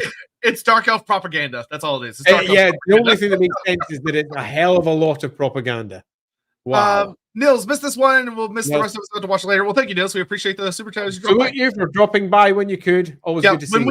When we get to 235, I am going to stop the super chats for a little bit because there's a couple last little places I want to talk about in Khorne's realm, and then we'll come back. Elemental Karanak versus Mazzy versus Orteklus would be a great. Who would win if you guys were to bring that back? Is it going to be back one day? We got format we like. Yeah, we have it filed under potential Wednesday night streams, but currently we're doing the Tarmakon Brothers series, which we're having a lot of fun with. But that only has I'm adoring, by the way. Yeah, but we only have 2 streams of that left, which means we'll pick up something new after that. So we might mess around with a couple things, but we'll see. Wednesday nights are experiment nights, so those will, which that sounds sexier / worse than I meant it to, but whatever, it's fine. We're moving on. Hammond, sitting on Khorne makes Khorne soft. Yes, it does. Don't sit on Khorne. Blood person, Khorne's linked to brass, but I've read it's being used by other entities. Is this because brass has magical properties or magic pertaining properties in Warhammer? I'll let Andy tackle that one. No, it doesn't. Brass is interestingly not given any particular qualities in any of the writings, although you'll find that in some of the Khornic writings, it's given a special importance to Khorne. Brass is a metal, and how you make brass, I mean, none of it's particularly important or interesting in terms of the magical theories of Warhammer. So in this case, no. If you were looking for something that was specifically Warhammery, it would be obsidian or lead for anti-magic, for example. But no, brass doesn't do any of those things. It just is culturally tied through to Khorne for a variety of historical reasons. But yeah, there's nothing that's in the magical side that at least I can recall off the top of my head. Yeah, I believe it's more a circumstance of Khorne favors brass, therefore imbues it with properties, as opposed to brass having innate properties that are reflected onto Khorne. Yeah, it's because it's tied through to industry and that Victorian concept of machine, chug, chug, cog, cog. And that brass, it's much more iron and brass from that perspective. It is far more speaking to the use of those metals to convey something from a storytelling perspective, and it then got moved on to Khorne because it told that story better. Khorne being the god of machinery and willing to use technology in warfare, where the other gods were using magic. This, however, was eroded with time, but nevertheless, the demons kept it. The brass was a core component of what Khorne was, but it lost all of the technological benefits that it once had. Yeah, brass, it's like, it's funny. Brass is one of those things where a lot of the metals or materials in Warhammer will usually get a little bit of an explanation of why they do what they do. Brass is just one of those ones where they're like, Khorne likes brass. And you go, why? And the authors seem to look at it and go, because he does. Because he does. It's kind of like the numbers associated with each of the dark gods. Why do they like these numbers? I don't fucking know. Because they do. Donovan, what does the Shattered Causeway in Khorne's realms lead to? I know the map isn't how the realms actually are because the ether non-physical stuff, but seems to lead off the map, so to speak. Could it go to a realm that doesn't... Okay, so the map of Khorne's realm, which is pseudo-represented in Total War Warhammer, but the map that they made for the Demons of Chaos book is a really cool map. It's not what you would actually experience if you were there. It's more just a representation of some poor bastard that went there. But there's a lot of really cool things in Khorne's realm, which we're at 235, so I'm actually going to talk about this for a minute, because there are a couple things that I want to highlight on it that are really fun. Most notably, so the Shattered Causeway... You've got, if you're going to highlight anything, you've got to start in the top right-hand corner. No, we'll get there in a second, because that one's more of a... that's more of a... Because, holy shit, what? So Shattered Causeway does maybe lead off somewhere, and it implies that it used to lead... It's a causeway. It used to lead off to somewhere else. I would probably, if I was personally having fun with it, I would put that very much under the War of Heaven situation, where there was a battle, it did lead somewhere important, and that bridge got shattered in the process of that war, separating those realms. I'll add just one detail before Sotek goes through the whole lot, and that's that the Blood God's domain, the realm of Khorne, is shattered and broken in general. Unlike the rest of them, which have got large areas that feel like they're themed around each of the gods, the theme here is warfare and the repercussions of it. Consider it to be a bomb site. It is a war zone. It is where everything has already occurred, and what is left is shattered and broken. The land is a mixture of half-baked islands and cracks and crevices and hell, all filled with bones. So you might be able to get across from, say, one place to another, across, say, the cracked lands or something else. But that's often because they are absolutely bestrewn with bone, and you're crunching your way across, and the bone is covering the land like water might cover elsewhere. And you can get across many of the great cracks because of all the bones that have bubbled up from below. So, yeah, it's a shattered, broken realm of awfulness. And amongst that, we have some specific places. So we'll go ahead and start with the brain fuck one, because we can just get it out of the way really quick. Of that, the person who made this map is, I will say, whoever it was is hilarious. And had a good sense of humor, because in the very top right of the map is a big old swirling portal that he calls the Eye of Terror, with no explanation anywhere in the book. He just puts the Eye of Terror on there as a big fuck you and moves on with his life, which is really funny. Yeah, totally. So this lies to at the heart of, Games Workshop's constant teasing of 40k and Warhammer being linked. To begin with, that wasn't teasing, they just were. And then it was teasing.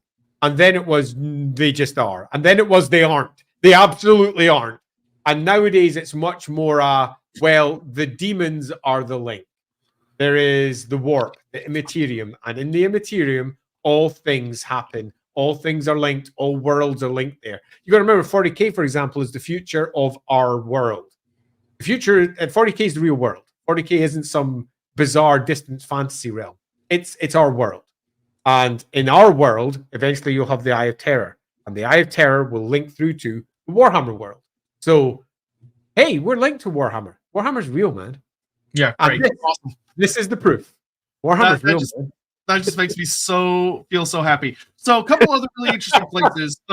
Interestingly, so the Forge of Souls is a place a lot of people are really familiar with, because the Forge of Souls is that when demons are banished, according to later lore that I have written, their essence goes back to the Forge of Souls, and they basically have to be kind of put back together before they are often allowed to return to the material world. Not always, but in some cases.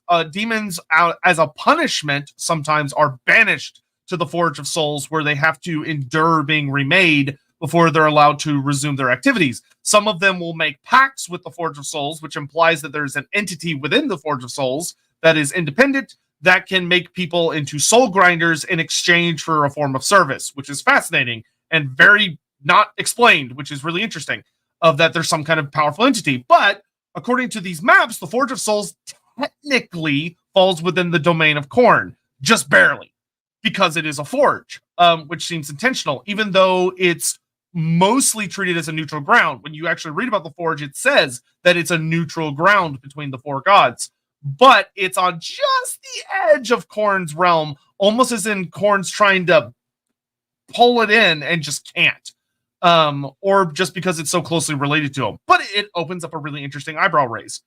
Agreed. I think this is a perfect example of one of the locations that would probably be moved to the center of the map if they did another map, because it would make sense. That's what they did in Total War. They moved it to the middle. Exactly. And I think that's very likely to occur if they did, say, a 9th edition or an old world edition of the map. However, I also think it's worth noting that this is the Aether, so be aware that every single thing that you see here as a location is almost also a demon. Don't view them as places per se, because that is a very material way of viewing them. Everything in the Aether is made of etheric stuff, and etheric stuff is the stuff of demons. And anything that gathers in any particular location to any strength becomes almost sentient because of the way that the Aether works.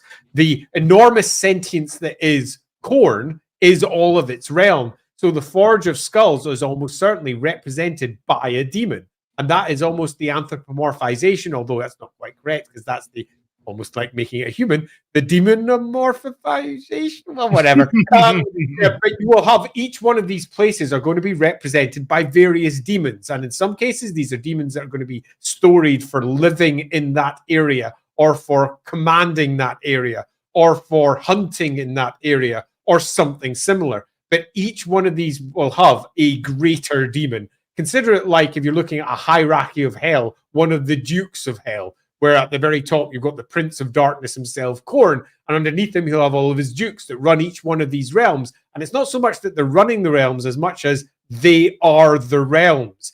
And that's a good way, if you're trying to figure out different ways to build greater demons for your own world. That's a good way of trying to figure it out. You might go, so what is the land of the Forgotten that lies on the edge of the realm of Khorne? And another question instead might be, what represents that with a greater demon? And the second you start building those stories, it all begins to form into something cool.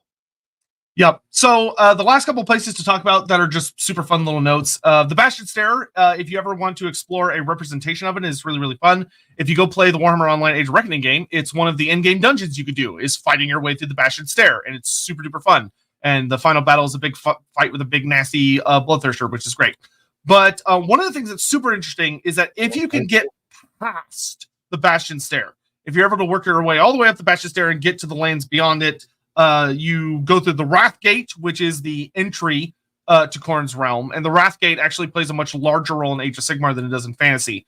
But the Wrath Gate is quite literally a gigantic, horrifying gate that you must pass through to enter the realm of the Blood God proper. But once you get in, you arrive in the fields of Khorne, the hunting fields.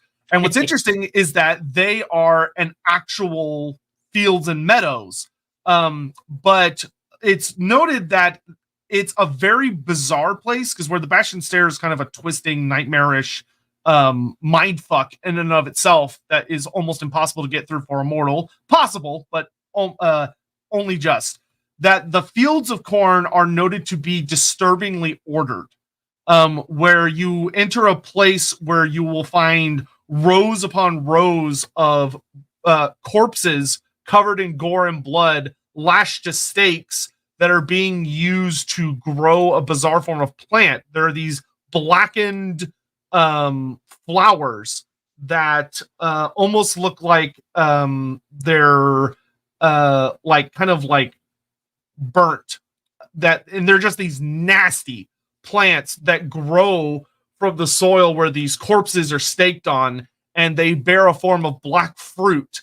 And there's notes that thousands of demons tend to these plants, which are more like crops, in the fact that they're ordered and have like aqueducts and ditches around them filled with gore that are used to distribute, and that demons upkeep these fields and take care and collect the fruit that's harvested from them and vomit and void their bowels of which is just gore because they're Khornate demons, to fertilize these flora. And there's no explanation of what these plants are or what their purpose is or what they do, which I hate but also love at the same time, because that's a really fucking fun mystery of what is the purpose of these plants, because they're treated like crops, as like more like a harvest field as opposed to like a true meadow in that sense, which I find so interesting.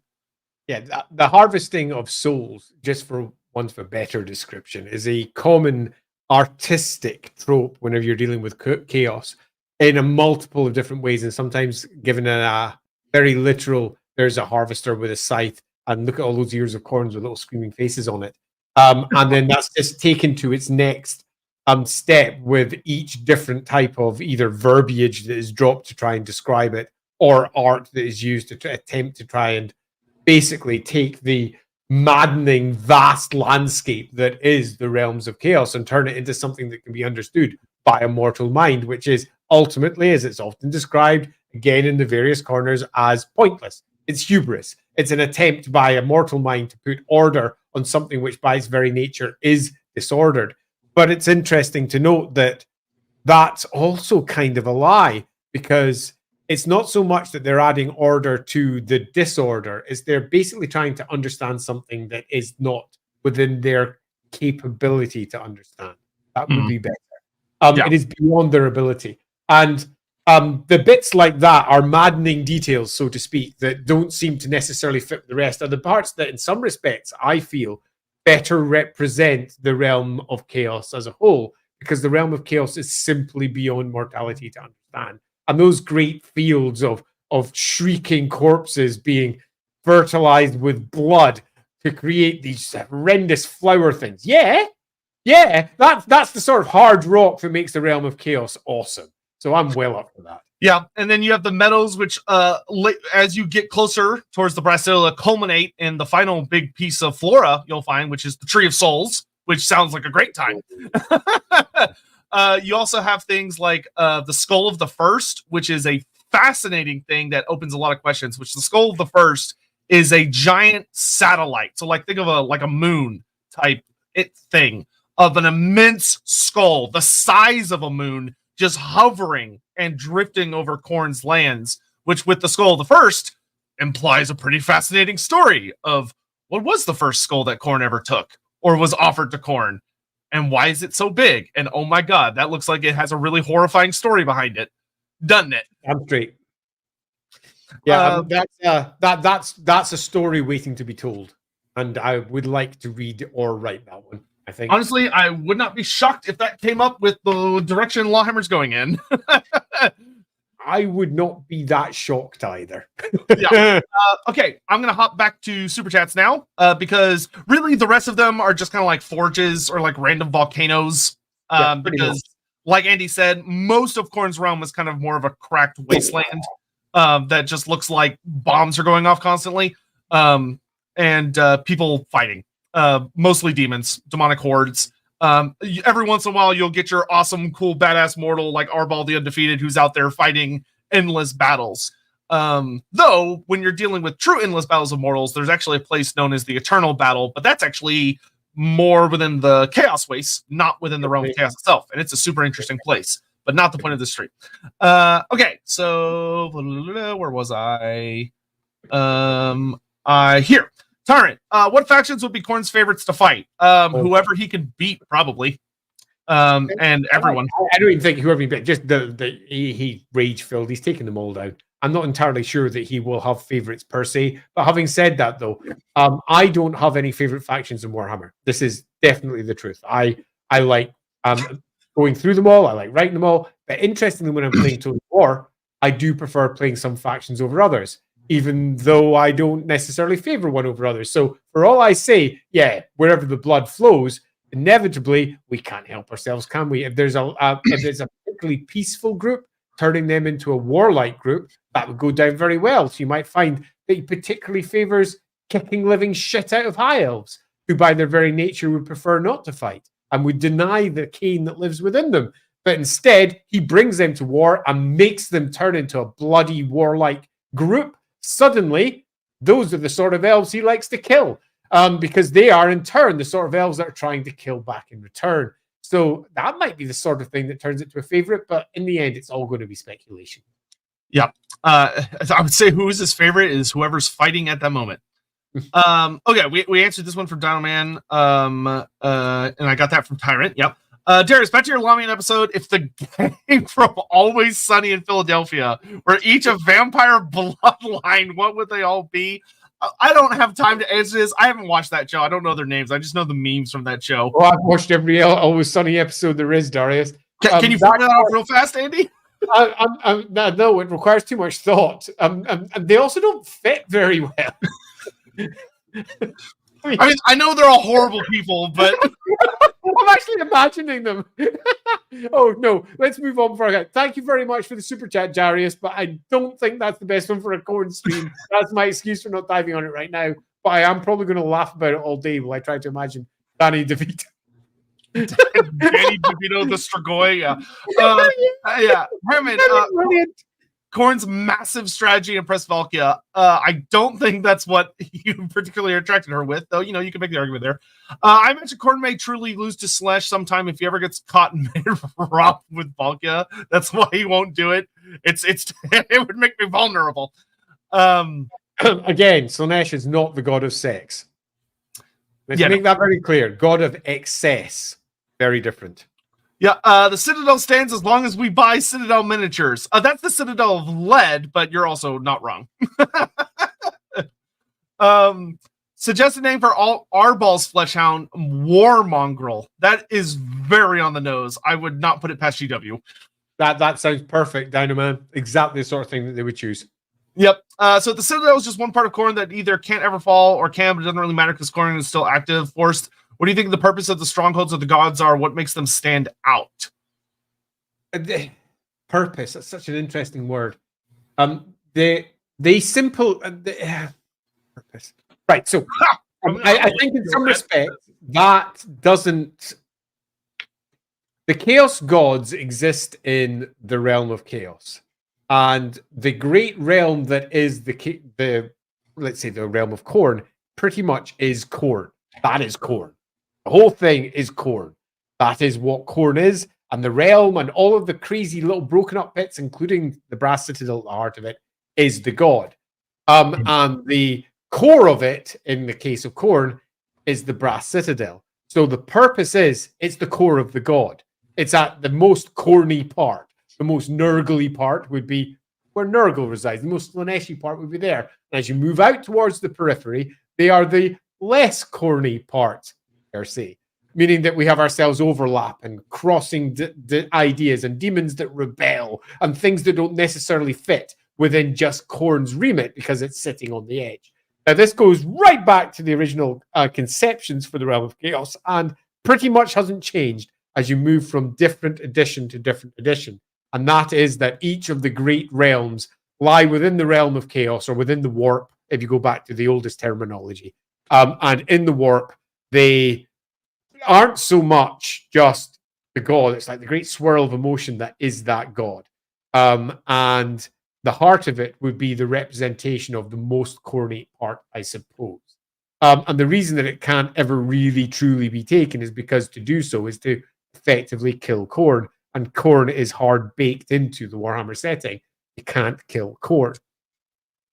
So, okay. I just had a thought that is completely unrelated to everything you just said, but it is such a. I like thoughts. it's such a fucking like, oh my God, I love this that I have to say it now. So I was just randomly entered my head while you were giving that whole little speech because it relates to what you were saying a little bit. So turning back a clock for a hot minute for when we were talking about greenskins and Khorne, about how Khorne likes the hounds, he likes the trained aspects of violence, the things that are kind of under control. I have a leash, so forth. And yet talking about how yet all demons are him and all things are parts of his aspects. And all of a sudden, my brain just had a light bulb moment with it completely makes sense why he exiled Skarbrand then. Of taking a chunk of himself that is literally just uncontrolled rage, completely off the leash and going, get the fuck out. Like, this is not in service to what my overall whole desires. That makes for a really fucking good, like, ooh, that works so well. And I think for an even better one, you can, by doing that, you can then, by extrapolation, realize at the heart of Khorne is a great dissatisfaction with the whole concept of a leash as well. And the idea that Khorne was leashed, and that's what he fights against. That's why he's so angry. That's because that's what he is. And you can then begin to look at it and go, why did Khorne? And it all begins to unravel and make some sort of... That makes the whole... the myth is a probably more accurate way to say it, of Skarbrand way more important and way more fucking fascinating of what is going on there. And also does a good job of why Skarbrand is the most important greater demon, because he represents something really fucking fascinating. I fucking love that. I love when Lorebeard moments give me a aha moment. Those are always good feelings. Like that. Ooh, I like that. All right, let's see. Dinoman, I know forges don't have many details, but if it were up to you, how would you differentiate the forges that are mentioned, such as the Foundry of Rage, the Forge of Rage, and the Slayer Forge? There's also the Forge of the Eight. And then, of course, can't forget the Forge of the Eight. Yeah. So because we don't have any details on them, it'd be impossible to say. For speculation purposes, you'd probably want to play around with what kind of things would be produced from them. As far as like, do they produce like a particular kind of weapon, or is one of them where the juggernauts are created, or is one of them where certain forms of armor are forged, or where the hellblades of the bloodletters are created? Like, you would basically, I would work on, if you were working on it, you'd probably want to take different concepts and ideas and play around with them and not keep it just as purely physical items. I would also play around with the idea of what if one of these places is where Khorne forges hatred in men, you know, where you have these whispers going into people's ears that are being influenced by the dark powers, where they have like a slight amount of corruption and there's an unnatural thing eating away at them, eating away at their soul and turning them to hatred and rage. And these are where, and one of these forges is where those more sinister aspects are being quite metaphysically forged by certain types of demons, which makes for a horrifying and fascinating concept of like, oh, there's a place where all of your deepest, most irrational hatreds is being created. That's a fun, horrible nightmare vision. And so, yeah, I would just play around with crazy things like that. I have nothing really to add to that. I broadly agree. You'd be looking at taking each one of the forges and trying to speak to aspects of Khorne and what Khorne is and what Khorne creates, and bringing those to life using each of the different forges. I would probably also look to try and create something unique for each one in terms of how they manifest their local demons, or those who are the slaves to darkness in the local area, and the equivalent of the greater demon that leads them to. So that gives you a really strong set of characters that you build, a strong set of individual units. So it meant that at a later date, if you ever wanted to create yourself some sort of army of the Slayer Forge, you'd also have the core components in place for doing so. Yep. Cole Patterson. There's also the idea that brazen both means brass and bold. Yeah, that's very true. Yeah, the term brazen is very, very Khorne coded and heavy inspiration there. So yeah, absolutely. Mr. Pig, would you call his followers children of the Khorne? Only if they're below a certain age. But yes, yeah, absolutely. Cole Patterson, if they brought back the Mardag, he'd be there. Yeah, he probably would. Again, Mardag, yes, is the answer. In fact, it's quite like the Mardag would be in or close to the hunting fields or something similar.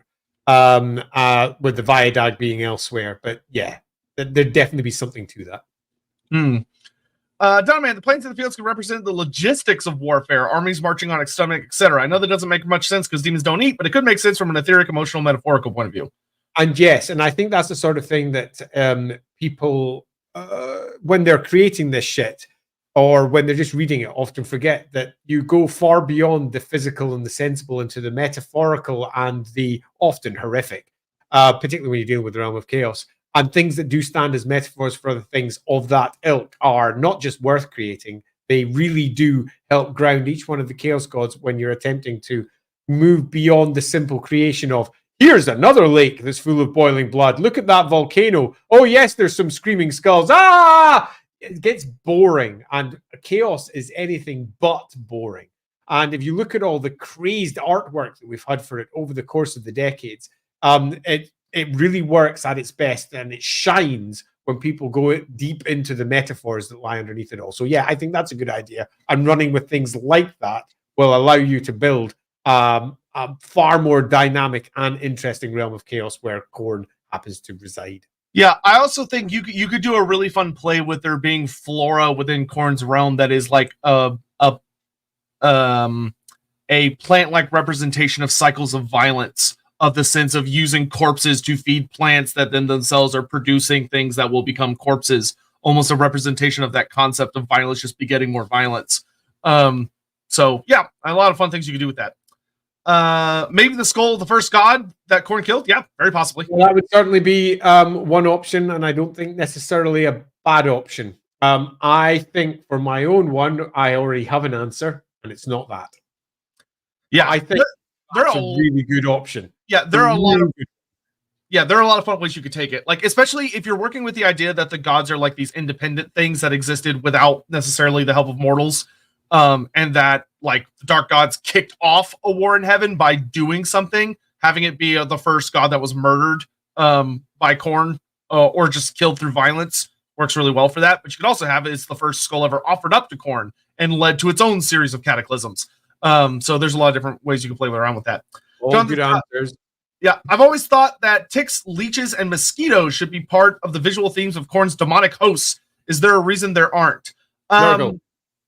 Yeah, parasites tend to lean much more heavily into Nurgle's domain.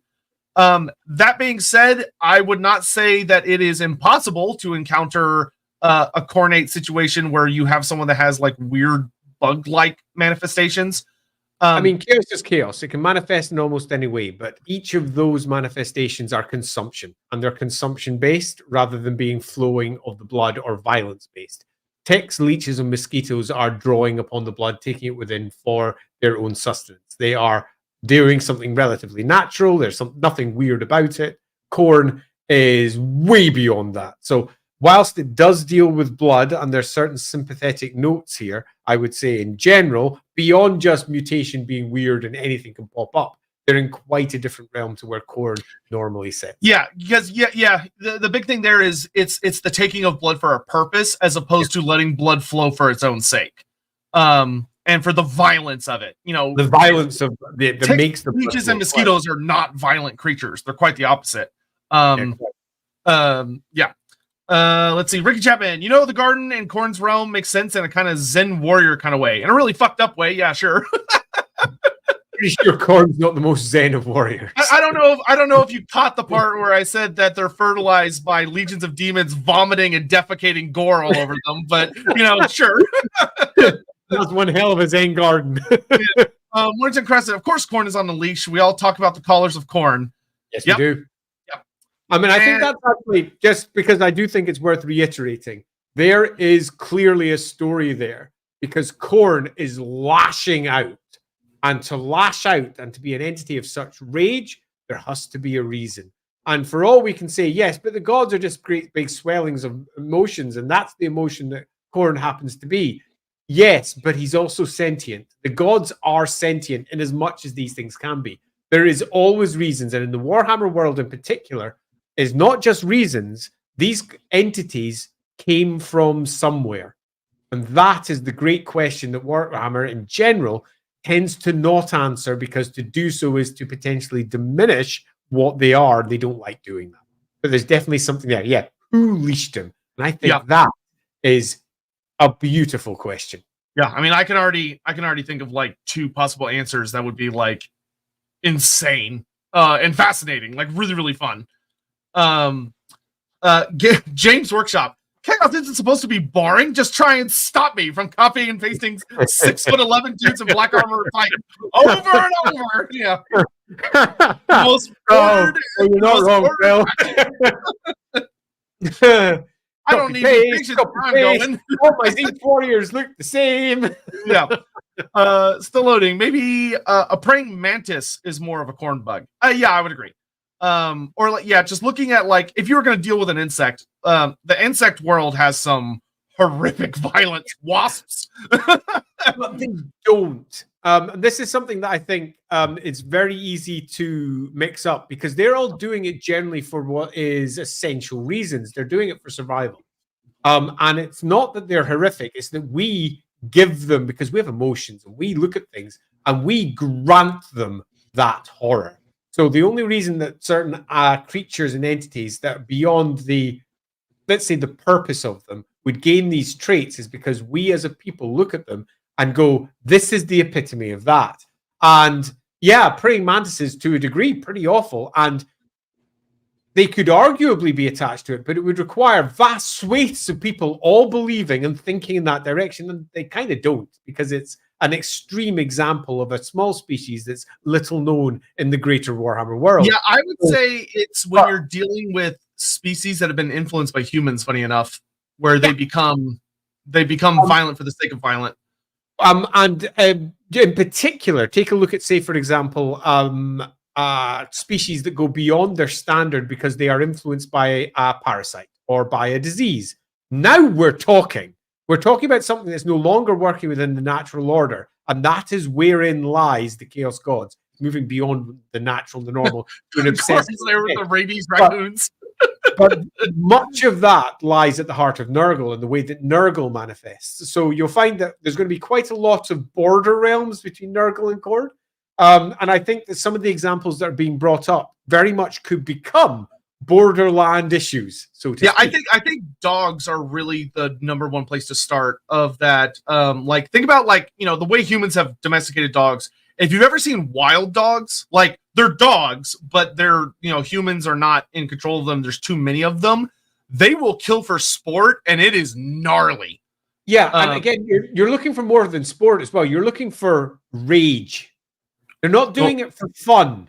They're not doing it because they're interested. They're not doing it out of curiosity. What you want is fucking rage. What you want is abject, uncontrollable anger because of what has happened. That doesn't happen in the animal kingdom to any great degree. The only time that we really see it being expressed in an understandable way is through dogs, because we're so closely associated with dogs, man's best friend. When a dog goes beyond that, we immediately go, "Whoa, dogs barking rage, fear!" And then you can see why Khorne is associated with dogs because of the inherent species bias that we have towards angry dogs. I think that actually can make a really good argument for why all of Khorne's animalistic creatures, with the exception of the hounds, are machines. They're not actual beasts. They're mechanical. Yeah. Because that's the purpose of machines, is that they fulfill a purpose, which is to inflict violence. For just its own sake. Filled with rage machines. Yeah, I think that's actually a really compelling way to look at that, Khorne does not have a lot of natural beasts, because the beast, you know, kills for a reason. Might not, you know, from our perspective, might be like, that's kind of a horrifying reason, but yeah, that's interesting. That's interesting. And that actually description, or hollow out your eye, or whatever the hell else that creature does, which is potentially horrific from our perspective, but from its perspective, it is just following through its basic biological. Yeah, I think that's a good explanation of why juggernauts are mechanical instead of just being big rhinos or big hippos, which are terrifying creatures when they want to be. I mean, hippos are ornery motherfuckers. Hippos, don't mess with a hippo. Freaking hell, they're so fast. They are. Yeah. They have very low tolerance for bullshit. What do we conclude on there, since we're nearing the edge of our stream?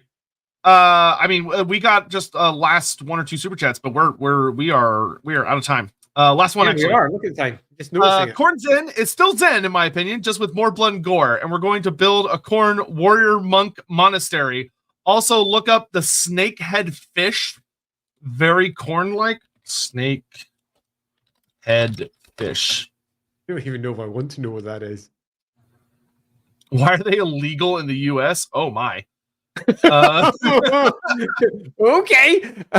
Yeah, not so good. So my concluding mark. Yeah, those are unpleasant creatures. Okay, cool. My concluding mark, and this one's going to be really, really short. Really, and that is that Khorne has long been, as a god, not really understood. And I would argue only one god has been more misunderstood than Khorne, and that's Slaanesh. Oh, yeah. Tzeentch has been broadly understood to a great degree, and Nurgle has been mostly understood, but Khorne in particular is always cast as this rage-filled, unintelligent, stupid god that creates followers that are proper monsters, and that's it. And some writers have fallen into this, and some writers have purposely tried not to write that because they've tried to do something new. I'm going to make my Khorne champion, but make him a strategist. Without realizing that at the core of all of the Khorne writings is the man that sits on the throne. Now, God might be a better way of putting this, but not a god that rages, not a god that sits there losing himself to rage. Quite the opposite is the case. Khorne is undisputedly the most powerful of the four, repeatedly described as the most powerful. In even licensed games, he's the most powerful. If you go to, say, Chaos in the Old World, a game created by FFG, Khorne is the most powerful of the four gods you can play. Always goes first, always gets the first stab because of the simplicity of how Khorne's tactics work. Khorne is always interested in war, and we're always at that, aren't we? And Khorne is, without any comparison, the winner at most times of the great game, beating Tzeentch, Slaanesh, and Nurgle at most turns. Now, you could argue that's simply because he hits them on the head first. But no, that's not how conflict is waged. It's only one part of the great game, war. And war is the ultimate fallback, you could argue, for when politics fails, if you will go back on classic examples of power. But that's an argument for why Khorne always comes out the top, because when it comes down to it, he'll just kick you in. But it's only one. The pen is mightier than the sword. All right. Yeah. But that's only one part of the bigger whole. Khorne is not stupid, but Khorne is embodied rage, pure anger, but it's controlled. Khorne is also a forger, a warrior, a general, a winner, a winner, a winner, a winner, and gets beaten back, winner, winner. It's his servants that are fucking idiots. The slaves to darkness that are utterly underneath his thrall, who have been taken from whatever life that they had before and turned into pure vehicles for Khorne's rage in the material realm. And that is the great untold story. Why is Khorne so obsessed with leashing the world and also destroying it? Why is Khorne so obsessed with the collars that he puts on everything? So obsessed with his anti-magic? Why is so much of its existence centered around sitting in that brass citadel, winning? What is the story? And the brass citadel stands, I would argue, as a metaphor for who Khorne is. Because everything that's in that citadel, whether it's the great boiling blood that it uses in a massive moat to hold everybody out, all the greater demons that it keeps around it to protect it at all times, the enormous amount of guard dogs, weaponry, skulls, all of the forces it surrounds itself with suggests a few things. Number one, Khorne is at heart scheming, and two, a coward. Because he's not out there. He surrounds himself at all times with those, and he looks for the best fighters to drag himself and guard him. From what? What leashed Khorne? Why is Khorne so angry? And the Citadel speaks to that because everything about it suggests an entity, a god, that is obsessed with winning. Because clearly at some point it lost. Clearly at some point something happened that god will never allow to occur again. The word coward is too strong. I'm going to use a different word. Afraid. Yeah, traumatized. Yeah. It's got trauma. We have a god that represents the trauma of war. Because that's ultimately what Khorne is. He's the god of war. And the trauma of war. And now he is obsessed with recreating the blood flowing again and again and again and again. He surrounds himself with motes of it. He is obsessed with skull taking. He is obsessed with defeating his opponents. Why? And that, I think, is the great metaphor that lies at the heart of the Brass Citadel, that lies at the heart of Khorne sitting on his great skull throne, inflicting upon others what was almost certainly once inflicted upon it. Yeah. Oh no, you're not. Oh no, you did not just like suggest that the Skull the First is not. Oh, you did. I certainly fucking did. You little bitch. That's only one potential. That is spicy. I love that. That is so spicy. After all, there is no time in the aether. There is no beginning and there is no end. Yeah, true. Yeah, you could have a dead god still sitting on his throne, angry that he died, or that he's going There's to. a host of ways it could be imagined or reimagined. There's 1,000 cool stories. But I think that is why I really like Khorne, and I really like the Citadel that lies at the heart of Khorne's realm, because it speaks to a character that none of the writers have actually grasped. They've looked at Khorne and they have really just fallen back on that same thing again and again. A completely uninteresting, frenzied dog that lashes out with anger without ever once going, why? And I think that's what I'd like to finish on with Khorne.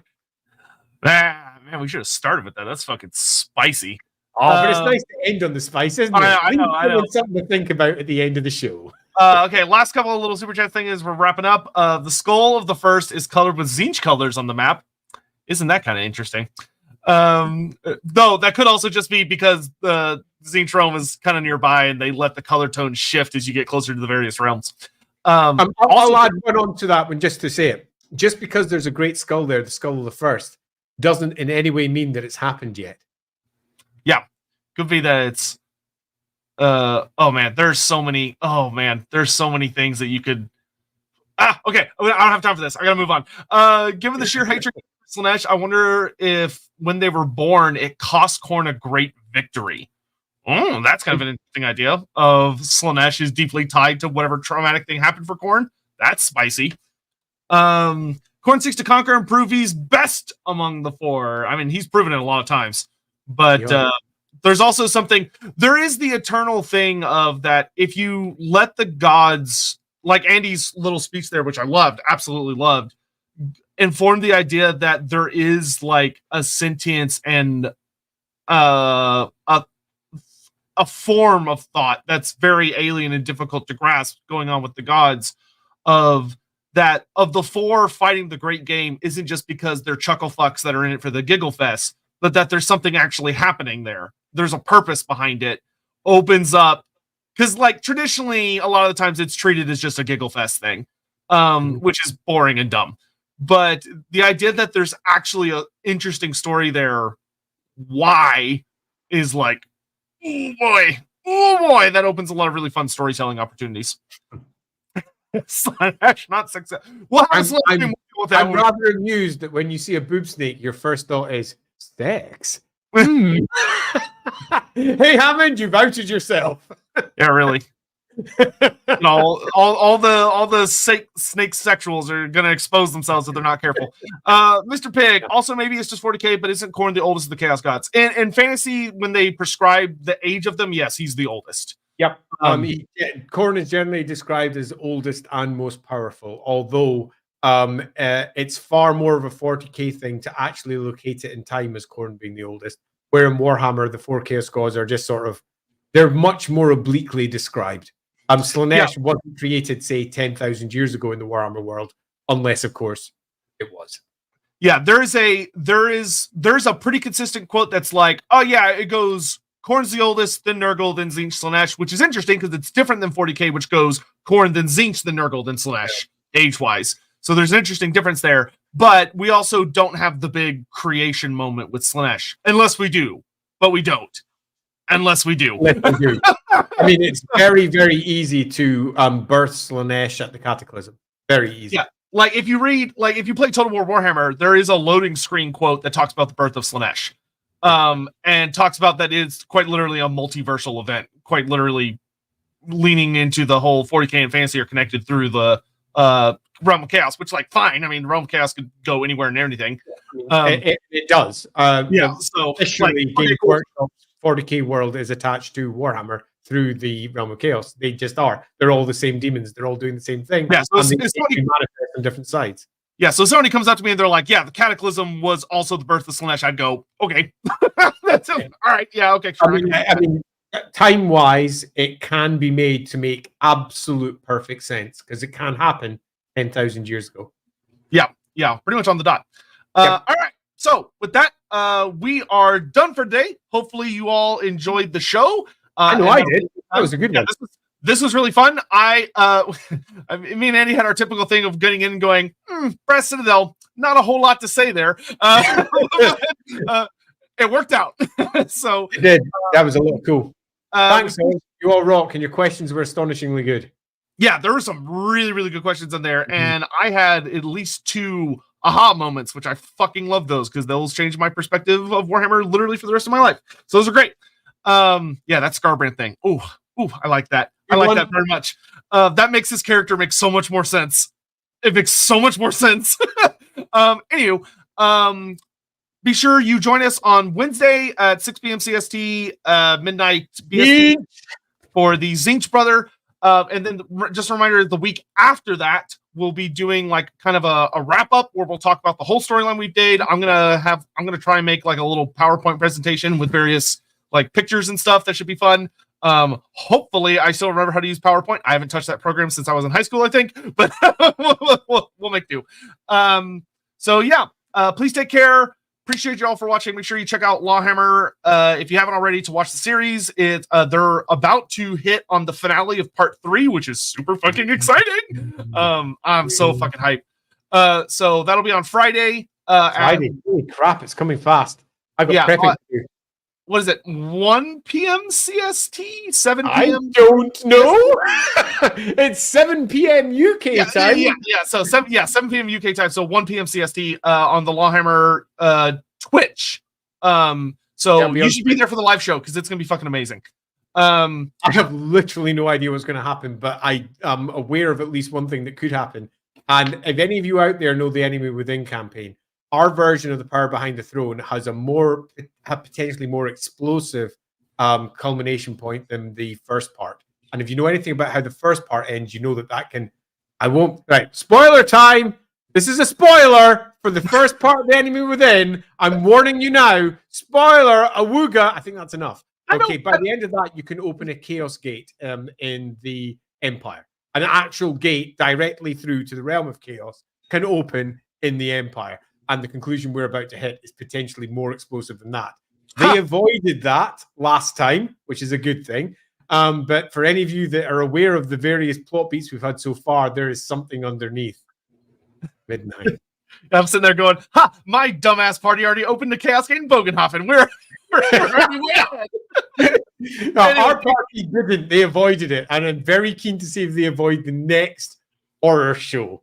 Yep. All right. Thank you all again. We'll see you Wednesday. And vote will be on my channel. So here in just like an hour or so, vote will be on my channel. And the next stream, the Wednesday stream will also be here. But then the next Sunday Lorebeards will be on Andy's channel. Yep. Certainly shall. Right. Bye-bye.